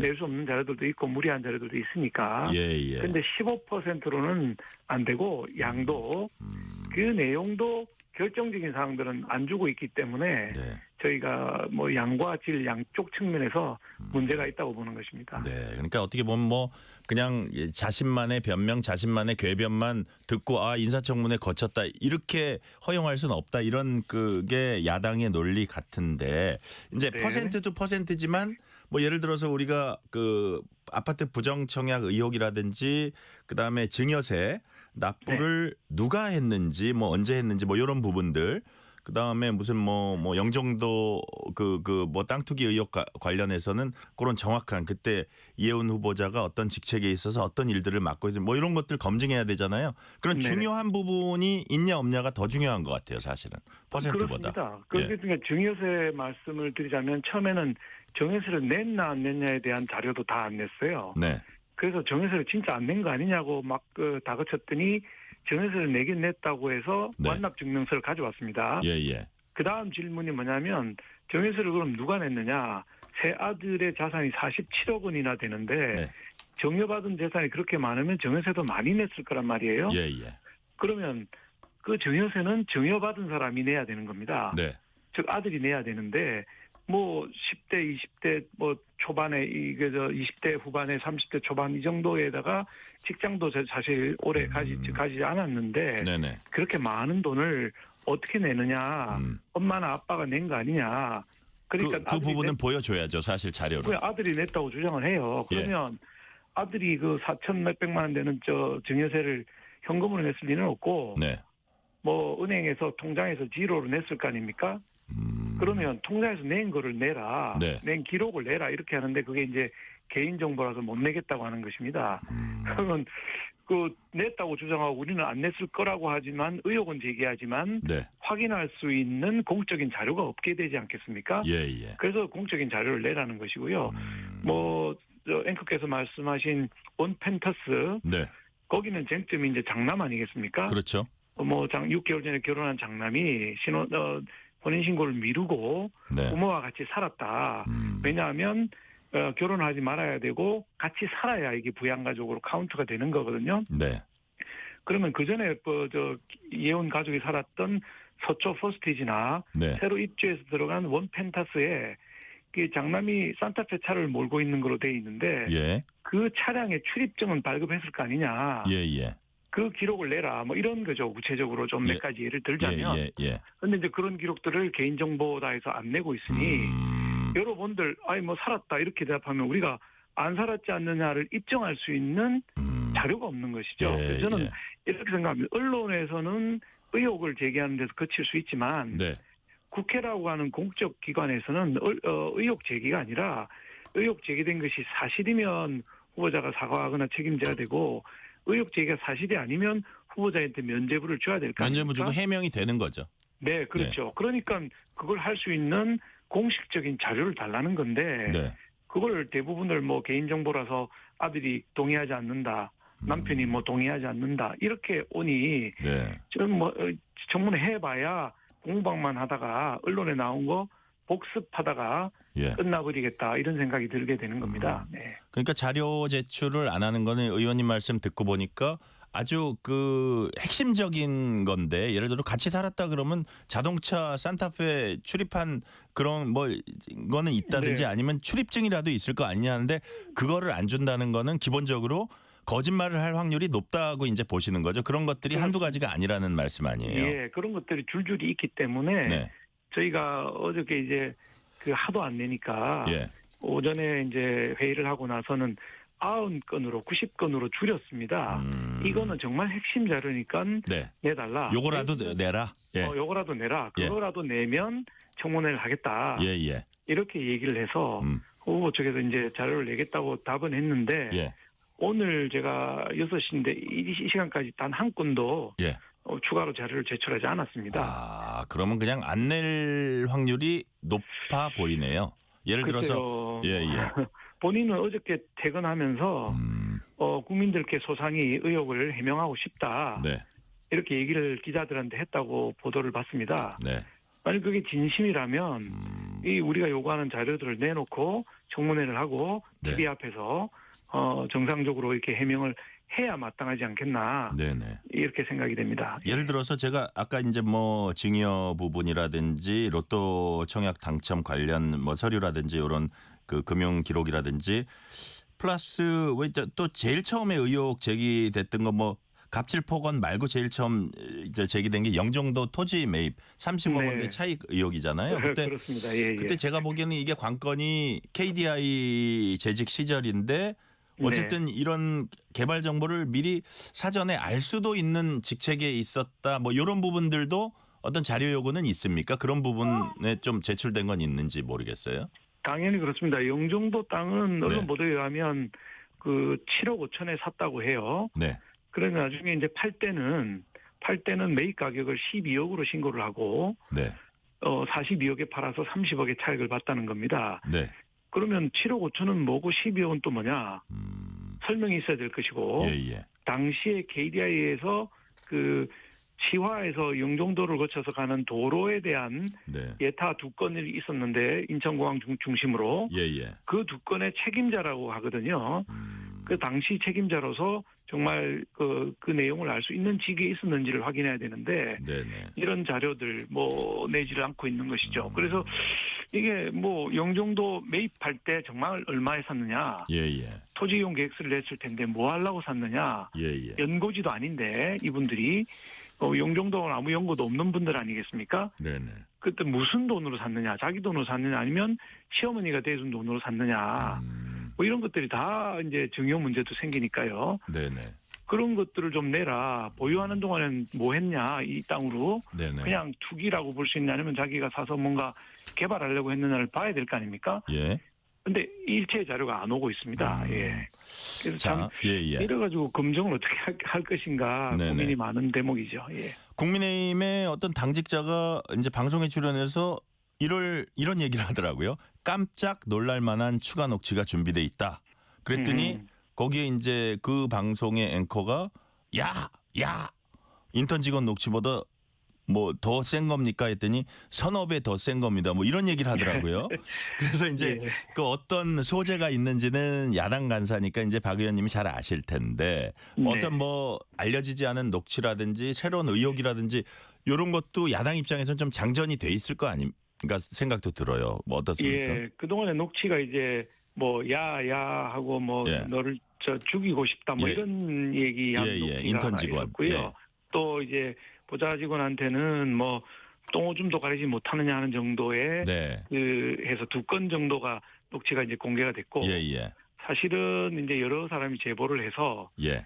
몇 건의 녹취가 더 있습니다. 그래요. 있는데 예. 정도는 제가 보기에는 그거의 서너 배 정도까지 가는 녹취는 아닌 것 같고요. 뭐 비슷한 사실 그거보다 더 서너 배 정도의 그 막말을 하려면은 갑질을 하려면 어떻게 해야 되는 건가? 저는 상상이 안 가요. 그래요.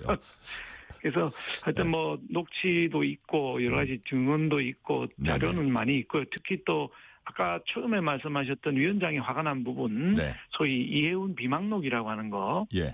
이게 상당히 긴데 이걸 천하람 의원이나 일부 언론이 이런저런 내용이 많더라고요.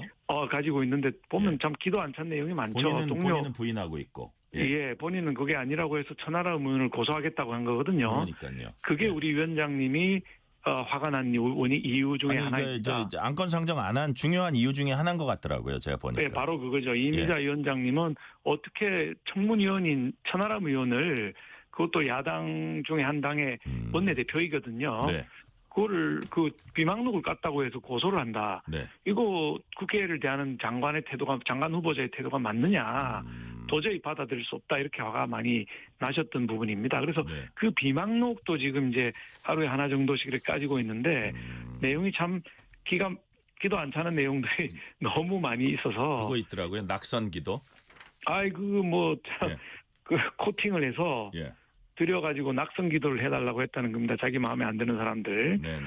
이게 무슨 무속도 아니고 무슨 이게 같은 동료 의원들끼리 할 수 있는 일인가요? 네. 저는 뭐 인간적인 자질 측면에서 그런 내용 하나하나가 다 장관으로서는 좀 불가한 자리를 탐하고 있는 거 아닌가. 네네. 이런 생각을 할 수밖에 없는 상황입니다. 예. 자, 불가한 자리를 탐하고 있다는 말씀하셨듯이 박수영 의원님은 이혜훈 후보자 사퇴 거듭 요구했습니다. 야당에선 사실 너희가 5차례나 공천한 사람이다 했는데 사실 의원 하는 거하고 예를 들어서 장관을 이제 거르는 거하고 이 부분은 이제 차원이 다르잖아요. 사실은 그런 면은 있긴 있는데 자, 의원님께서 보시기에 이혜훈 장관이 안 돼야 하는 이유는 가장 큰 거는 한 2가지만 들면 뭡니까? 저는 일단은 공인으로서의 자격이 없다. 네. 그 증여세라든지 각종 세금 관련된 것, 아파트 청약 같은 데서 공적인 기준을 넘지 말아야 될 선을 넘은 게 아닌가 네네. 하는 부분이 있고, 두 번째는 이제 기획예산처 직원들도 전부 두려워하고 있는데 네. 저렇게 갑질막말하던 사람이 장관으로 오면 자기들이 장관한테 무슨 얘기를 건의할 수 있겠나 하는 뭐 두려움에 좀 떨고 있다고나 할까? 네네. 그런 분위기가 부처 안에 있습니다. 기획예산처는 제가 근무했던 공문직 생활할 때 근무했던 부처이기 때문에 그러시군요. 후배들이 굉장히 많이 있습니다. 예. 같이 근무했던. 그래서 여러 가지 얘기를 듣게 되는데 그 공직자들도 상당히 지금 두려움에 떨고 있다. 뭐 이런 지금 상황입니다. 그래요.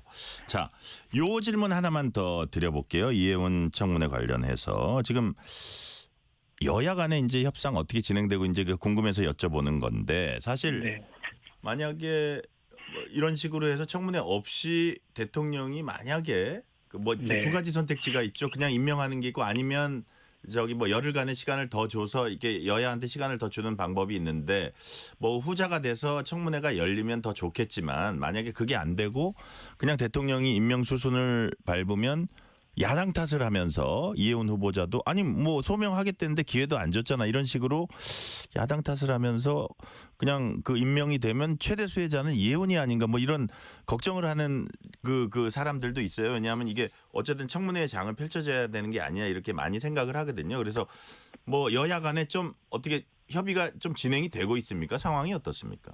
예, 이혜훈 후보 측에서 내일 저한테 이제 제출할 자료를 가져오겠다고 합니다. 오전에. 네네. 그래서 제가 그 자료가 뭐 100%는 아니겠지만은 그쪽에서는 한 70%라고 얘기를 합니다. 90개 요구한 거에.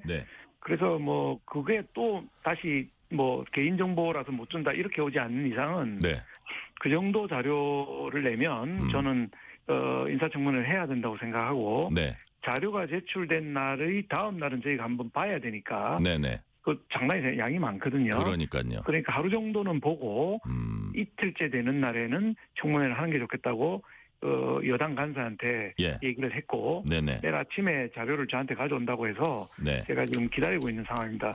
어저께 우리 전체 회의를 하고 저는 저녁이면 자료를 좀 가져올 줄 알았는데 어제도 영건, 오늘 하루 종일도 영건. 근데 내일 아침에 가져오겠다고 하니까 제가 일단 받아보고 판단하는데 말씀하신 대로 70% 정도 가져온다면은 모레나 글피 정도의 인사청문회는 지장이 없겠다. 이렇게 보고 있고 여당 간사에게 제안을 해놓은 상황입니다. 그래요. 자, 그러면 어쨌든 내일 갖고 오는 거 봐서 뭐 우리가 지금까지의 흐름을 보건대 결정적으로 어쨌든 뭐 부정청약 의혹에 어떤 비난을 받을 수 있는 이런 부분은 사실 피하려고 하지 않을까 그런 추측은 드는데 지금까지의 흐름을 봤을 때 그럼에도 불구하고 웬만큼 성의 보이면은 그래도 그 청문회를 할 그 태세는 돼 있다 뭐 이런 말씀이시네요. 그렇습니다. 그러니까 결국에 결정적인 자료를 안 낸다는 얘기는 네. 없는 자료가 아닌데도 안 낸다고 하는 얘기는 스스로 자백하는 거나 마찬가지 아니겠습니까? 네네. 저희가 이제 청문회 열어서 낸 자료는 낸 자료대로 안 낸 부분은 안 낸 의도에 관해서 충분히 이제 지적을 할 생각입니다. 네. 자, 지금까지 이해훈 후보자 청문회 관련해서 여쭤봤고요. 지금 주제를 좀 바꿔볼게요. 당내 뭐 가장 큰 현안 장동혁 대표 단식, 그다음에 한동훈 제명 문제 뭐 이런 거에서 제가 좀 여쭤보겠습니다. 자, 장동혁 국민의힘 대표가 두 가지 특검 수용 요구하면서 국회에서 단식하고 있습니다. 자, 민주당은 장 대표가 골치 아픈 당내 현안 회피하기 위한 것 아니냐 일종의 조롱하는 듯한 이런 반응까지 내놓으면서 특검을 수용할 조짐은 아직 보이지 않고 있습니다. 야당 대표의 단식이 길어지는 것과 여당의 무시 전략, 의원님은 어떻게 평가하세요? 안타깝죠. 우리 정치가 이렇게 양극화된 상태에서 네. 단식이라는 게 저도 마은혁 헌법재판소 재판관 임명을 반대하면서 5일 동안 단식을 한 적이 있습니다. 5일 그거 엄청 힘든 걸 거예요. 그래서 3일째, 5일째 뭐 홀수날이 그렇게 힘들던데 예. 우리 장동혁 대표가 오늘 6일째거든요. 예. 근데 이 뭐 남이 그냥 단식한다고 생각하면 안 되고 이게 동료 의원이 목숨을 걸고 하는 것입니다. 사실 굉장히 힘들고 저는 아직도 후유증을 갖고 있는 상황입니다. 그런데 여기 전혀 무반응을 하고 예전 같으면은 뭐 정무수석이든지 상대방의 당 대표라든지 원내 대표라든지 가서 뭐 되든 안 되든 가서 뭐 중단하고 정치로 해결합시다라고 얘기하는 게 그동안의 관례 아니겠습니까? 그런데 전혀 무시 전략으로 지금 가고 있어서 참 우리 정치가 어쩌다가 이렇게 되었나 이 안타까운 생각을 금할 수가 없습니다. 장동혁 대표 상태가 지금 굉장히 안 좋거든요. 그래요. 제가 해봐서 아는데 6일을 장 대표는 뭐 이재명 대통령이 당시 당대표 시절에 했던 출퇴근 단식이 아니고 24시간 조절해서 정말 물과 소금만 먹고 있는 상황이거든요. 근데 그게 인간의 몸으로 일주일 넘기기가 어렵다고 해요. 과거에도 대부분 7일 지나고 나면 실려가고 이렇게 됐는데 이분이 정신력으로 버티고는 있으나 건강은 이미 상당히 부분 상했다 이렇게 볼 수밖에 없는 상황입니다. 참 조금 반응을 보이고 조금이라도 정치적으로 풀어가는 모양을 여당도 보여줬으면 너무 좋겠습니다. 그래요. 그동안 관례라든지 여야 간 어떤 뭐 약간 협치의 모습이라든지 우리가 비근한 가장 대표적인 예가 김성태 전 원내대표 단식할 때 우원식 카운터파트가 처음엔 우원식 원내대표인데 와서 아유 이제 그만해 뭐 이런 녹취도 좀 있고 있었고 그다음에 홍영표 원내대표는 와서 사실은 드루킹 특검도 받았어요. 그때는. 맞습니다. 그러니까 물론 지금은 뭐 정치 상황이 다를 수도 있고 뭐 여당도 생각하는 바가 있고 뭐 여러 가지 뭐 생각하겠지만 그래서 그런 부분이 좀 사실 그렇게 옛날도 아닌데 많이 달라졌다는 생각은 듭니다. 의원님도 그렇게 보셨나요? 일요일 날 김성태 전 원내대표가 직접 또 위문하러 왔었습니다. 격려 방문을 했었는데 그때 얘기하시면서 그때는 그래도 여야 간에 물밑 대화도 있고 서로 간에 좀 아껴주는 이런 게 있었는데 지금은 뭐 그냥 북한군 보는 것보다 더 적대시하는 이런 분위기라고 한탄하시는 걸 제가 봤습니다. 정말 우리 정치가 이런 식으로 가야 되는지 국민들 보기도 좀 사실 부끄럽거든요. 좀 정치적으로 해결을 하려는 노력을 보여야 되는데 맨날 걸핏하면 사법부에 가서 뭐 법으로 해결하려고 들고 이렇게 목숨을 걸은 것에 대해서 아무런 위로나 격려 방문이 없는 이게 우리 정치의 지금 아픈 현실입니다. 우리 정치의 아픈 현주소라는 말씀해 주셨고요. 자, 장동혁 대표 지금 이제 대여투쟁의 일환으로 지금 이걸 하고 있지만 또 당 내에서 넘어야 할 뭐 어떤 현안이 있습니다. 한동훈 전 대표 제명 문제인데 장 대표가 한 전 대표에게 제명 기회, 소명 기회 주겠다고 한 이후에 한 전 대표가 이제 사과했습니다. 자, 그렇지만 자신에 대한 뭐 정치 보복이고 뭐 조작이다 뭐 이런 얘기도 했고요. 자, 그래서 뭐 그 의총에서 이런 얘기 많이 나왔다고 해요. 한동훈은 고개 숙이고 장동혁은 정치력 발휘해라 이런 얘기도 나왔다고 하고 또 뭐 어떤 야당 인사는 각자의 정치적 어떤 그 이익을 너무 단견으로 보지 말고 선당후사가 뭔지 각자가 생각하면 아마 해답이 나올 거다 이런 얘기도 하는 분을 들었는데 네. 자 의원님 보시기에는 이 문제는 어떤 과정을 거쳐서 이것도 빨리 해결해야 될 문제라고 보이는데 어떤 과정을 거쳐서 어떻게 해결해야 된다고 보세요? 사실 한동훈 대표에게 제가 얘기를 했었습니다. 네네. 그 소위 당원 게시판 문제를 그 발표하기 전에 먼저 사과를 하고 백의종군을 선언을 해라. 네. 지금 뭐 서울시장 나가느냐, 뭐 부산 북구갑에 나가느냐, 뭐 이런 등등의 얘기가 있었는데 예. 나는 안 나가겠다. 그다음에 세 번째로 우리가 힘을 모아서 지방선거 이기자. 이재명 대통령으로 시작된 이 연성 독재를 막아야 된다. 예. 뭐 이런 얘기들을 하면서 큰 정치를 좀 해달라고 내가 부탁을 했고. 한동훈 대표 그렇게 하리라고 봤는데 안 하고 있다가 네. 단계 발표가 나서 예. 지금 이 상황이 된 것이고요. 그다음에 한동훈 대표께서 사과 방송을 하셨는데 3분짜리 네네. 그 시작 부분에서 이거는 보복이고 조작이다 라고 얘기하고 뒤에 사과를 하니까 네. 이 진정성이 안 느껴졌다고 보시는 분들이 많으신 것 같습니다. 네네. 그래서 굉장히 지금 뭐 대결 구도로 가고 있는데 저는 지금이 오히려 한동훈 대표에게는 하늘이 준 기회가 아닌가. 예. 어떤 의미에서요? 우리 장동혁 대표가 이 단식 투쟁을 하고 있고 6일이 지났지 않습니까? 아, 현장을 찾아가라. 의원이 예. 현장을 찾아가라고 하는 거는 이제 김근식 전 최고위원이 얘기를 했고 네. 대안과 미래라고 우리 당의 중도파 의원들이 또 얘기한 것인데 네네. 저는 그걸 한 걸음 더 넘어서 네. 직접 가서 예. 한 장동혁 대표를 병원으로 보내고 예. 내가 릴레이 단식을 하겠다. 이 정도 이어서 단식을 하는 것이죠. 조금 더 강도가 센 거네요. 네, 그런 정도의 결기를 보여주시면 우리 당원들도 우리 한동훈 대표가 당을 위해서 본인을 희생하는구나 네. 하는 생각을 갖게 되고 더 큰 정치, 더 큰 지지 세력을 모을 수 있는 기회가 아닌가 이런 생각을 저는 하고 있습니다. 근데 뭐 사과 메시지 낸 다음에 찾아오는 것조차도 지금 안 하겠다는 듯이 뭐 얘기들이 나오고 있어서 안타깝게 생각하는 것입니다. 제가 참 좋은 기회입니다. 그래서 두 분이 장동혁, 한동훈 릴레이 단식을 제안하셨어요? 그렇습니다. 그러면은 네. 우리 당이 당원들도 이제 단합하는 계기가 되고 그 힘을 바탕으로 6월 3일 지방선거 승리로 갈 수 있지 않겠나 싶은 뭐 제 개인적인 정치적 상상력입니다. 네. 자.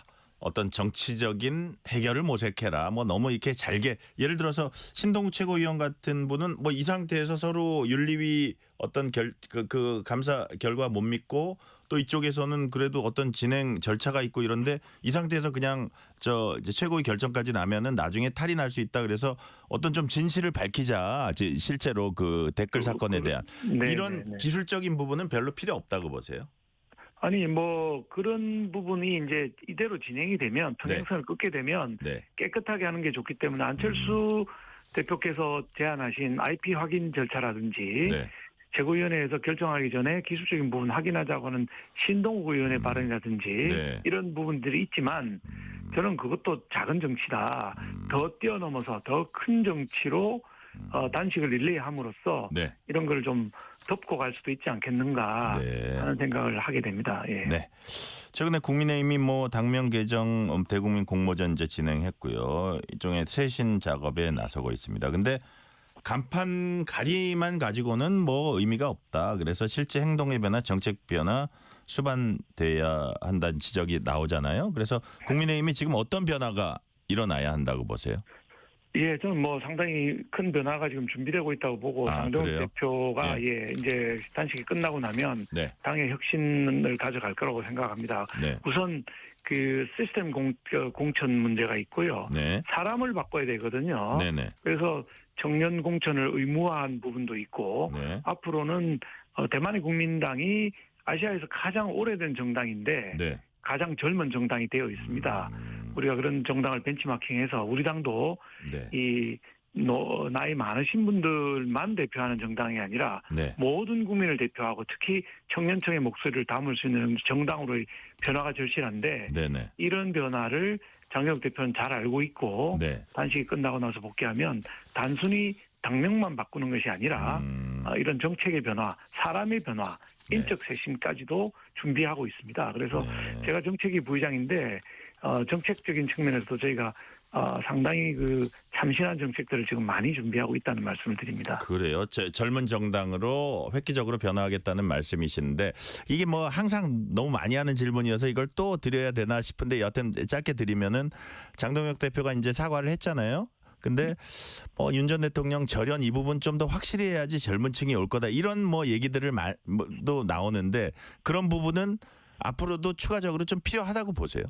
그거는 이제 절연 부분을 한다고 네. 해서 젊은 층이 온다는 보장은 없고요. 그래요. 그거는 뭐 한꺼번에 하기보다는 단계별로 하는 전략이 오히려 맞았다고 저는 생각을 하고 있고 네네. 이 사람도 절연하고 저 사람도 절연해가지고 누구랑 손잡고 이길 것인가 하는 부분도 생각해야 되기 때문에 네네. 저는 뭐 한동훈 대표가 됐든 이준석 대표가 됐든 네. 우리 당의 코어 지지 세력이 됐든 다 안고 가면서 지지세를 넓혀야 되지. 그 김문수 후보가 41%를 받았지 않습니까? 네네. 우리 우파가 다 모여봐야 41%밖에 안 된다는 얘기입니다. 네네. 그러면 선거마다 아슬아슬하게 진다는 얘기가 됩니다. 매연을 확장해서 네. 우리 당이 나아가야 되고 그걸 위해서 당명도 바꾸고 네. 당헌 당규도 지금 개정 작업을 제가 하고 있는데 네. 이런 노력들이 모여져서 코아 지지 세력 플러스 알파를 해야 네. 이길 수 있는 것이 선거라고 생각합니다. 그래요. 자, 제가 마지막 질문 드릴 말씀은 어느 정도 해주셨는데 그 마지막에서 두 번째 질문 드리고 마지막 질문으로 짧게 한 번 더 가볼게요. 자, 지금 그 여당의 공천원금 의혹, 이제 국민의힘에서는 이걸 공천 뇌물 의혹이라고 하는데 이거는 반드시 특검으로 가야 한다고 보시는지 만약에 그렇다면 그 이유는 뭐라고 보세요? 우리 국민적 의혹이 많이 제기되고 있는 부분이고 네. 우리 정치가 지금 뭐 60년대 70년대 아니고 네. 아직까지 이런 3억 뭐 이런 돈이 왔다 갔다 한다는 것이 정말 개탄스럽지 않습니까? 네네. 우리 국민들한테 정치가 맑아진다는 걸 보여줘야 되는데 이게 가만 놔두면 경찰 수사에서 이루어질 수 있는 사항이 아닙니다. 네. 반드시 특검을 통해서 밝히고 이번 기회에 여든 야든 문제가 있다면 처벌하고 앞으로는 이런 공천 뇌물 네. 이게 사라지는 정치를 만들어야 되지 않겠습니까? 네네. 이 부분은 대통령께서도 또 정청래 대표께서도 대한민국 정치를 맑게 한다는 큰 틀을 좀 봐주셔야 될 것 같습니다. 몇 사람 뭐 처벌받고 꼬리자리가 되더라도 크게 바뀌어야 그게 국민들 마음을 사는 거지. 그걸 피하면 네. 국민들의 분노가 올라가서 다음 선거에서 심판받을 거라고 보고 있습니다. 네. 국민의힘 당비 납부 당원이 100만 명 훌쩍 돌파했다 뭐 이런 얘기 있는데 자 마지막으로 한마디로 딱 해주신다면 지방선거 승리로 이끌어 나갈 이런 그 외형이 커진 거를 더 파워를 모아 나갈 힘을 모아 나갈 전략은 뭐라고 보세요? 저는 아무래도 인적 쇄신, 네.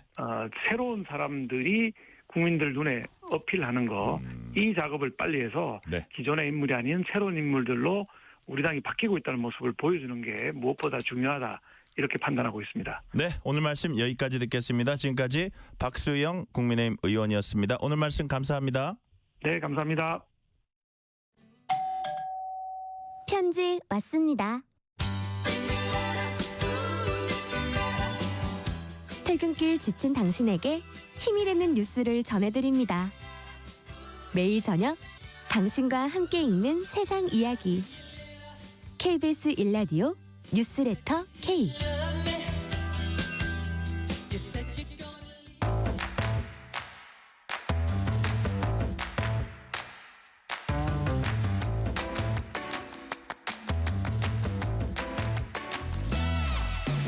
오늘 가장 뜨거운 뉴스, 화제 소식 쏙쏙 골라서 전해드립니다. 뉴스레터 브리핑. 오늘은 김도형 한국일보 기자 나오셨습니다. 김도형 기자님 어서 오세요. 안녕하세요.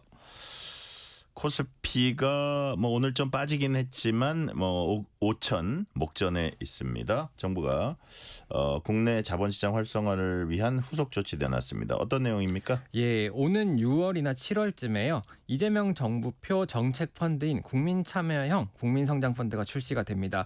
다음 달 임시국회에서 국민성장펀드에 대한 세제 혜택을 담은 법안을 추진하기로 했습니다. 3년 이상 장기 투자할 경우에 최대 40%를 소득 공제해 주기로 했는데요. 3천만 원 이하에 대해선 40%, 3천만에서 5천만 원 이하분은 20%, 5천만에서 7천만 원 이하는 10%를 적용하게 됩니다. 많이 넣을수록 공제율은 조금씩 낮아지는 겁니다. 네. 또 배당 수익은 분리 과세에서 9%를 적용할 예정인데 보통 이자나 배당 소득세가 15.4%에 달하는 점을 감안하면 세금 감면 효과가 있는 겁니다. 그리고 이 같은 혜택을 받기 위해서는 3년 이상 장기 투자를 해야 됩니다. 그리고 정부는 또 벤처기업 등에 투자하는 정책 펀드인 기업 성장 집합 투자기구 BDC에 대해서도 납입금 2억 원 한도 내에서 배당소득 9% 분리과세 혜택을 줄 예정입니다. 투자를 많이 하라는 겁니다. 네, 앞서 정부는 고환율 대책을 겸한 방안도 내놨습니다. 어떤 내용입니까? 예, 정부 대책은 국내 시장 복귀 계좌 RIA를 통해서 국내 주식에 1년간 투자를 하면 해외 주식 양도소득세 20%를 한시적으로 부과하지 않는 건데요. 네. 매도 금액 5천만 원 한도 내에서 복귀 시기에 따라서 차등에 공제합니다. 1분기에 매도하면 100%, 2분기에 매도하면 80%, 그리고 하반기에 매도하면 50%입니다. 사실 이 대책이 처음 발표됐을 때 네. 자금 돌려막기로 세제 혜택만 누린 뒤에 해외 주식에 다시 투자를 하는 체리피킹이 나타날 수 있다는 우려가 있었는데요. 이를 차단하기 위한 방안도 내놓을 예정입니다.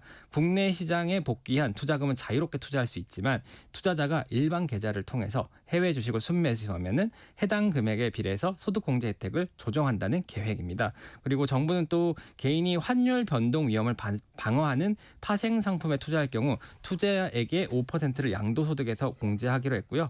기업들이 해외 자회사에서 번 돈을 국내 본사로 가져올 때 부과하던 세금도 한시적으로 없애주기로 했습니다. 해외 자회사 배당금에 대한 입금 불산입률을 2026년 한시로 기존 95%에서 네. 100%로 상향한다는 방침입니다. 최근에 그 고환율이 문제잖아요. 네네. 특히 국내 투자자들의 미국 주식 보관액이 1,705억 달러, 우리 돈으로 약 251조 원으로 집계가 됐거든요.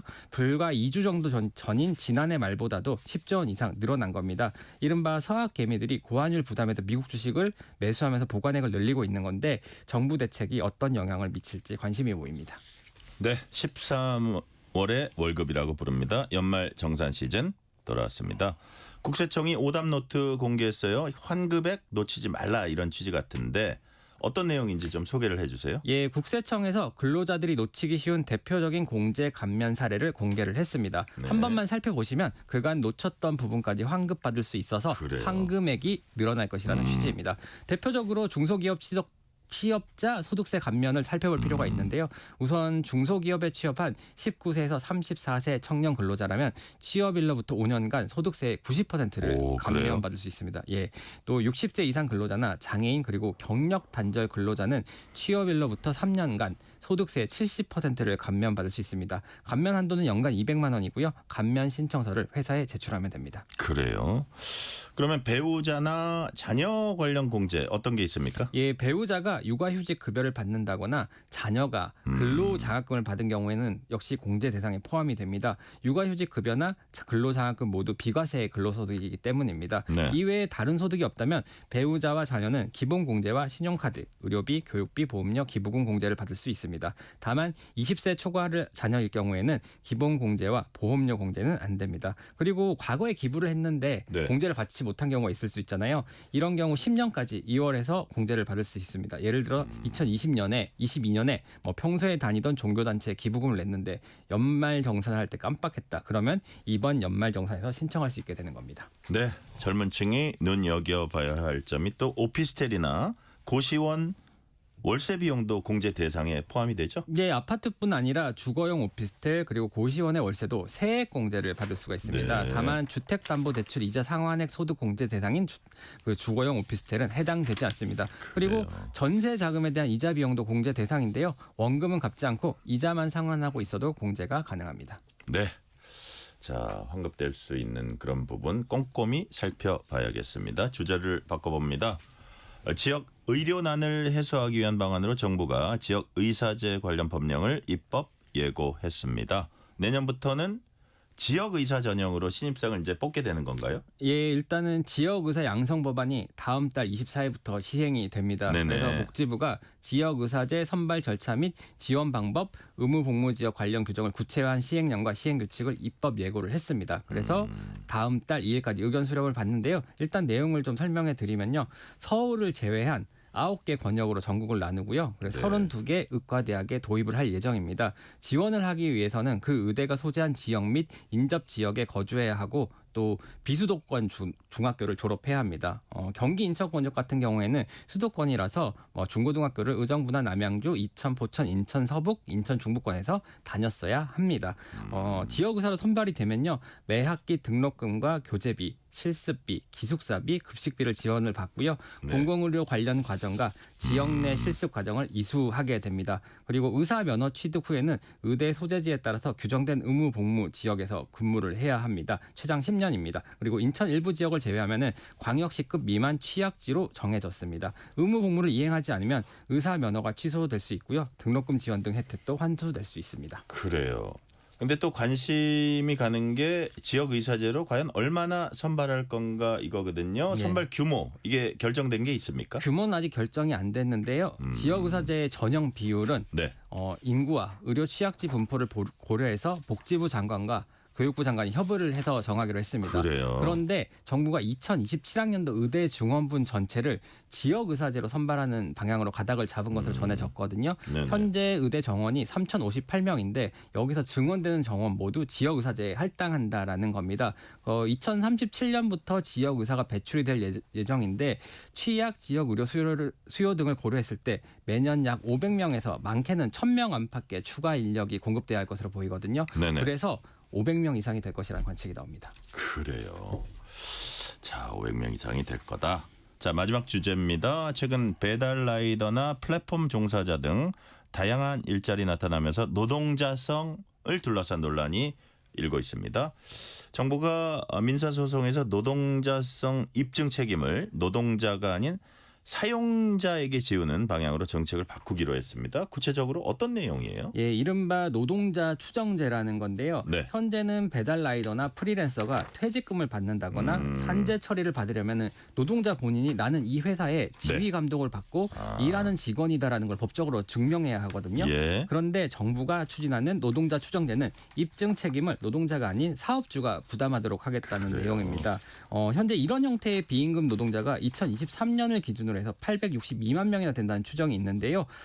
고용노동부가 권리박 노동자 보호를 위한 패키지 입법을 노동절인 오는 5월 1일까지 추진하겠다고 밝혔습니다. 분쟁 범위의 근로기준법뿐만 아니라 최저임금법, 퇴직급여보장법, 기간제법, 파견법 등도 포함이 되는데요. 특수고용노동자, 플랫폼 종사자, 택배기사, 프리랜서 등의 노동자성 인정이 수월해져서 최저임금이나 4대 보험, 퇴직금, 주휴수당 등을 적용받을 수 있게 됩니다. 입증 책임은 민사에만 한정이 되는데요. 보통 민사 분쟁에서 노동자가 노무 정보가 없잖아요. 그래서 입증이 어려운데 노무 정보를 가진 사용자에게 반증 책임을 지워서 정보의 불균형을 없애겠다라는 취지입니다. 그래요. 그렇다면 일하는 사람 권리에 관한 기본법 이건 어떤 의미가 있습니까? 예, 계약 형식과 관계없이 다른 사람의 사업을 위해 노무를 제공하고 보수 등을 받으면 이걸 일하는 사람으로 규정을 하는 겁니다. 그래서 자영업자가 아닌 모든 일하는 사람이 여기에 포함이 되게 됩니다. 예를 들어 같은 배달 라이더라도 노동자성을 인정받는 경우와 그렇지 않은 경우가 나뉠 수가 있는데 기본법이 통과되면 모든 라이더의 기본권이 보장되는 겁니다. 네, 그렇군요. 오늘 말씀은 여기까지 듣겠습니다. 지금까지 김도형 한국일보 기자였습니다. 오늘 말씀 감사합니다. 감사합니다.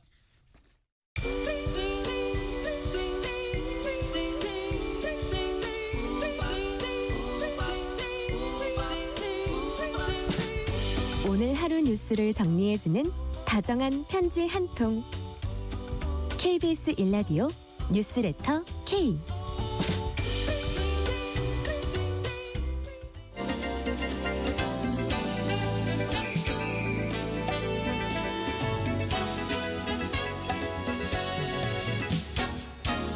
헷갈리는 법 이야기 쉽고 명쾌하게 정해드리는 코너 손변이 정해드립니다. 오늘도 손정혜 변호사와 함께 알차고 유익한 법 이야기 나눠보겠습니다. 손정혜 변호사님 어서 오세요. 안녕하세요. 손정혜입니다. 오늘 손정혜 변호사님이 정해 주신 이슈 어떤 겁니까? 네, 바로 요즘 많은 인기 리에 방영이 끝난 네. 흑백요리사 2 좋아하시는 분들 굉장히 많을 텐데요. 네. 이 흑백요리사가 스포일러 때문에 제작진의 속이 까맣게 타들어갔다라는 이야기가 전해지고 있는데요. 결승전 누가 결승에 올랐을지 우승자가 누구일지 굉장히 중요한 정보인데 네. 우승자가 누구인지에 대한 스포일러가 공공연하게 퍼졌다라고 합니다. 이 김학민 PD는 유출 과정을 조사 중에 있고 네. 이 스포일러를 위한 스포일러에는 단호하게 대처하겠다 이렇게 칼을 빼들었는데요. 실제 유출자가 법의 심판대에서 처벌받게 될지 반복되는 이 유명 작품에 대한 스포일러 문제에 대해서 한번 네. 정해봤습니다. 그래요. 그 유출자가 과연 누굴지 제작진일지 아니면 제작진과 관련된 사람인지 자 그거는 어쨌든 예를 들어서 여러 단계를 거칠 수도 있는 거고 근데 최초의 유출자가 또 있을 수도 있고요. 자 그렇다면 경연 프로그램인 만큼 역시 말씀해 주신 대로 최고 관심사가 누가 이기냐 최종적으로 누가 승자냐 이걸 겁니다. 자 스포일러 내용대로 마무리되면 이제 그 얘기 나 이미 들은 건데 김이 빠질 거잖아요. 그렇다면 법적 책임을 이걸 어디까지 물을 수 있는 거예요? 그렇습니다. 스포일러라는 거는 망치다라는 어원이 있는 단어이죠. 그러니까 창작자는 궁금함, 호기심, 어떤 창작의 어떤 최대한의 관심을 일으키기 위해서 최종점인 정보를 나중에 공개하기를 원했기 때문에 우승자를 이제 쉽게 힌트를 주지 않는 측면이 있는데 그렇죠. 이거를 알면서도 시청자나 누군가는 지속적으로 인터넷에 유포를 하다 보니까 사회적인 문제가 되고 있는데 네. 이번에 흑백요리사 2가 유행하기 전에 2019년이었습니다. 어벤져스 엔드게임 여기에서도 스포일러 논란이 일었었거든요. 그 당시에 이 워낙에 유명한 작품이고 또 엔드게임으로 최종하다 파괴력이 있다. 그 내용에 대한 핵심에 대해서 나는 영화를 보러 가려고 하는데 스포일러 당했다라고 울분에 처해진 사람들이 굉장히 많았는데요. 네. 이 당시만 하더라도 일단은 업무방해죄가 고려가 됐었습니다. 업무방해죄는 이제 어떤 장사하는 사람들, 일하는 사람의 일을 방해해서 손해를 네. 입히는 행위를 말하는 것인데요. 네. 결국은 이렇게 미리 어떤 사실을 유포함으로 인해서 이 창작자나 영화 관계자들의 업무를 방해한 거 아니냐라는 이제 주장들이 나왔지만 우리나라의 형법상의 업무방해죄는 사실 유포를 처벌하지 않습니다. 허위 사실 유포만 처벌하니까 네네. 진실한 사실을 유포하는 것은 업무방해, 실제 업무가 방해됐다고 하더라도 처벌할 수 있는 규정이 형법상으로는 없고요. 최근에 이런 흑백요리사를 두고 또다시 이런 문제가 발생하다 보니 부정경쟁방지법 위반으로 처벌해야 된다는 목소리가 나오고 있는데 네. 부정경쟁방지법은 어떤 업체나 어떤 회사 등이 비밀로 엄격하게 관리한 정보를 누설하는 경우에 처벌받는 조항입니다. 만약에 이 누가 유출했는지는 지금 확인할 수 없지만 이 스태프나 그러니까 제작진 그리고 출연자는 이 계약을 하기 위해선 출연 계약이라든가 이 여러 가지 용역 계약이라든가 이 관련한 직원들과 관련한 근무 계약을 쓰게 되거든요. 네. 거기에는 비밀 유지 서약서가 반드시 들어갈 겁니다. 그래서 이렇게 비밀로 관리되는 정보를 이 약정에 위반해서 비밀 유지 서약서에 위반해서 누설한 자가 있다면 이걸로 처벌하거나 또 업무상 비밀 누설죄라는 제목도 있으니까 해야 되는데 만약에 내부 관계자가 아니라면 또 어떻게 처벌할 것인가에 대한 문제가 있습니다. 그래요. 제가 그 관련되는 질문을 이제 드릴 텐데 이 듣다 보니까 사실 유포 여기에 대해서는 처벌 근거가 미약하고 허위 사실에 처벌할 수 있다는데 스포일러라는 관점에서 오히려 거꾸로 갔다는 느낌이 드는데 그 헛소리한 거 자체는 어떻게 별로 임팩트가 없고 피해가 없는데 제대로 맞았을 때는 그게 그야말로 스포일러가 되는 거잖아요. 네, 스포일러도 사실 다양한 형태를 띄울 수가 있습니다. 그래요? 그렇기 때문에 허위 사실이라고 하더라도 이것을 반드시 범죄로 처벌할 것인가? 왜냐하면 스포일러라는 것은 어떤 사람들을 보지 못하게 위해서 이렇게 일정 부분 힌트를 주는 네네. 거나 공개하는 경우도 있지만 많은 사람들이 이런 작품에 관심을 갖기 위해서 주의를 환기시키기 위해서 또 일부 내용을 유출하거나 네네. 블로그로 후기를 쓴다거나 네. 이런 식으로 스포일러를 하는 경우도 적지 않기 때문에 일률적으로 검토할 수 그래요. 있는 건 아니고 다만 이렇게 허위 사실로 막 소문을 냈는데 그게 네. 작품성을 훼손해서 관객 동원력을 떨어뜨린다. 이런 업무 방해죄로 처벌은 가능할 것 같습니다. 네. 최초 유포자 그 정보하는 관계자일 수 있는데 이게 이제 그래가지고 이 사람이 직접 뭐 인터넷에 올린다 이런 경우도 있을 수 있지만 그거보다는 가까운 지인한테 너 이거 너만 알고 있어 얘기했는데 그 사람이 또 다른 사람한테 얘기하고 몇 단계를 거쳐서 그걸 들은 누군가가 와 이거 한번 올려보자 이런 경우도 있을 수 있잖아요. 이럴 때 책임 소재는 모두에게 물게 됩니까? 어떻게 됩니까? 그래도 첫 번째 유출자가 가장 큰 책임을 갖게 되겠죠. 그래요. 왜냐하면 비밀 유지 약정을 했다라는 것은 유포되지 않도록 전파되지 않도록 노력한다는 건데 네. 사람을 뭘 믿고 이 또 내가 우승자다 누가 누승자다라고 누설을 하느냐의 문제이고요.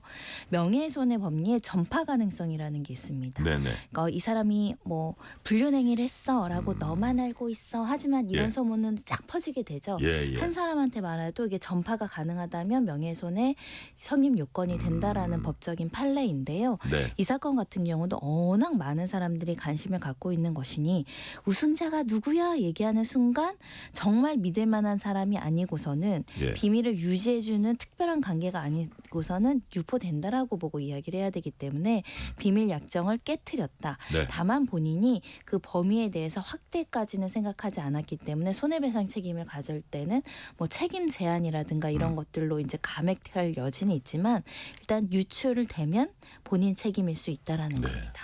자 최초에 어떤 말한 사람 유포자가 이제 책임 무거울 수 있다고 하셨는데 근데 그거를 몇 단계 거쳐서 인터넷에 직접 확 퍼뜨린 사람도 책임이 무거울 수는 있겠네요. 그렇습니다. 이런 네. 걸 예를 들면 공동불법행위로 규정할 수 있는데 불법행위가 성립된다고 전제하면 여러 명이 같이 잘못을 한 겁니다. 네. 특히 인터넷은 전파 가능성을 대폭 넓히는 거죠. 사람을 통해서 소문내는 것과 비교했을 때 우리 아까 명예훼손도 자꾸 비교를 해드리는데 네. 일반 명예훼손과 사이버 명예훼손, 방송, 신문, 방송을 통해서 명예훼손하는 것은 법 적용도 훨씬 높습니다. 예, 예. 그만큼 이제 피해가 클 수 있다는 측면에서 온라인에 올려서 다중 불특정 다수가 보게 만드는 것은 책임의 강도가 더 높을 수 있습니다. 그래요. 자 아까 이제 비밀 유지 서약서 쓴다고 말씀하셨는데 이번에 보니까 우승자 최강록 씨는 뭐 비밀 유지 뭐 서약도 지켜야 하겠고 또 위약금도 상당히 세가지고 배우자한테도 우승했다는 얘기 안 하고 녹화 끝난 다음에도 꽁꽁 숨어 있었다고 이제 말을 했습니다. 이런 계약에서 위약금 기준 같은 게 있습니까? 특별한 기준 없습니다. 통상적으로 이렇게 출연 계약을 하게 되잖아요. 네네. 그럼 출연 계약에 어떤 받는 금액에 이제 비례해서 위약금을 책정을 하는데 네. 이 사건 같은 경우는 단순한 출연료를 기준으로 비례해서 책정했을 것 같진 않고요. 네. 워낙에 1편도 어마어마한 전 세계적인 관심을 가졌고 이것이 유포될 경우에 제작자나 창작자들의 미치는 피해가 굉장히 크기 때문에 네. 정말 큰 위약금이 써 있을 수 있습니다. 그래요. 그렇기 때문에 지금 아내한테도 말씀을 못 하셨다는 거니까요. 그러니까 우승자나 관계자일 가능성보다 이 여러 가지 정보를 취합한 누군가에 의해서 유포됐을 가능성도 있지 않을까도 생각해 봅니다. 예.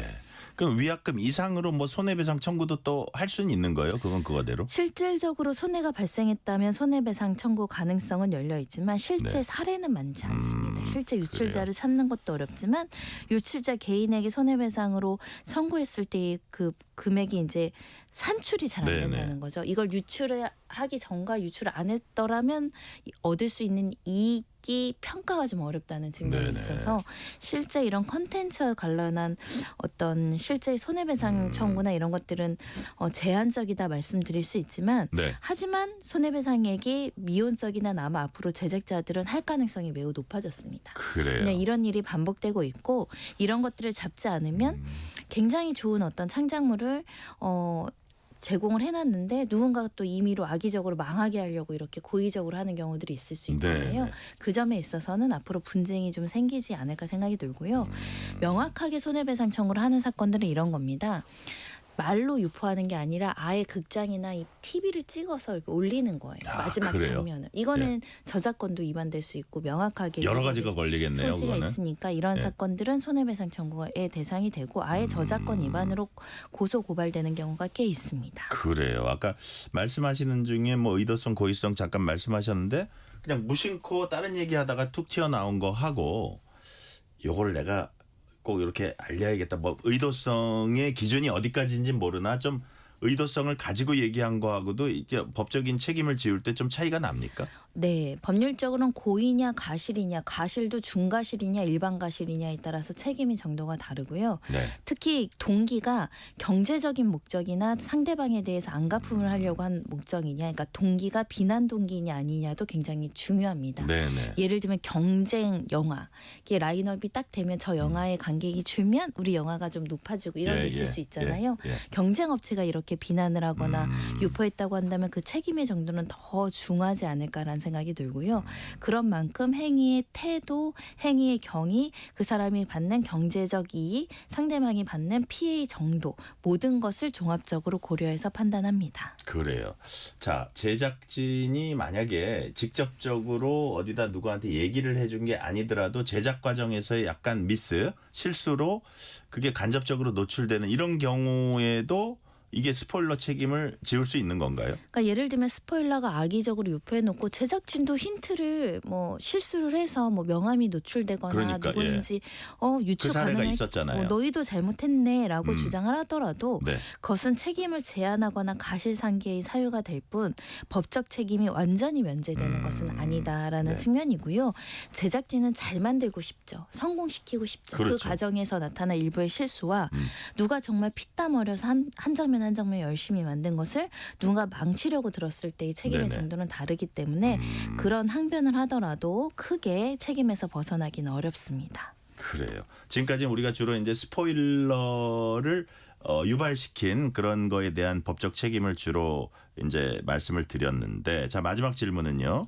스포일러를 마주쳤을 때 네티즌들이 이걸 어떻게 대처해야 하나 좀 참고할 만한 게 있을까요? 저는 뭔가 재미난 내 성향이 결론을 보면은 뭔가를 보기 싫어지는 성향이다 그러면 뭘 네. 보기 전에 인터넷에 들어가지 않고 찾아보지 않는 것을 추천을 드리고요. 네네. 그리고 영화 제작자들이나 이런 드라마 콘텐츠들도 이게 예를 들어 식스센스라는 영화나 유주얼 서스펙트처럼 마지막이 반전이 너무 중요한 영화들은 사전 고지를 했으면 좋겠어요. 유포하지 말라고. 그래요. 네, 그런 정도의 더 어떤 알아보려 그러지 않을까요? 그러니까 이런 창작자의 권리 보호를 위해서 마지막에 어떤 이런 것들은 인터넷상으로 올려주시 마십시오. 이게 어떤 그래요. 갈래가 될 여지가 있다라는 거고요.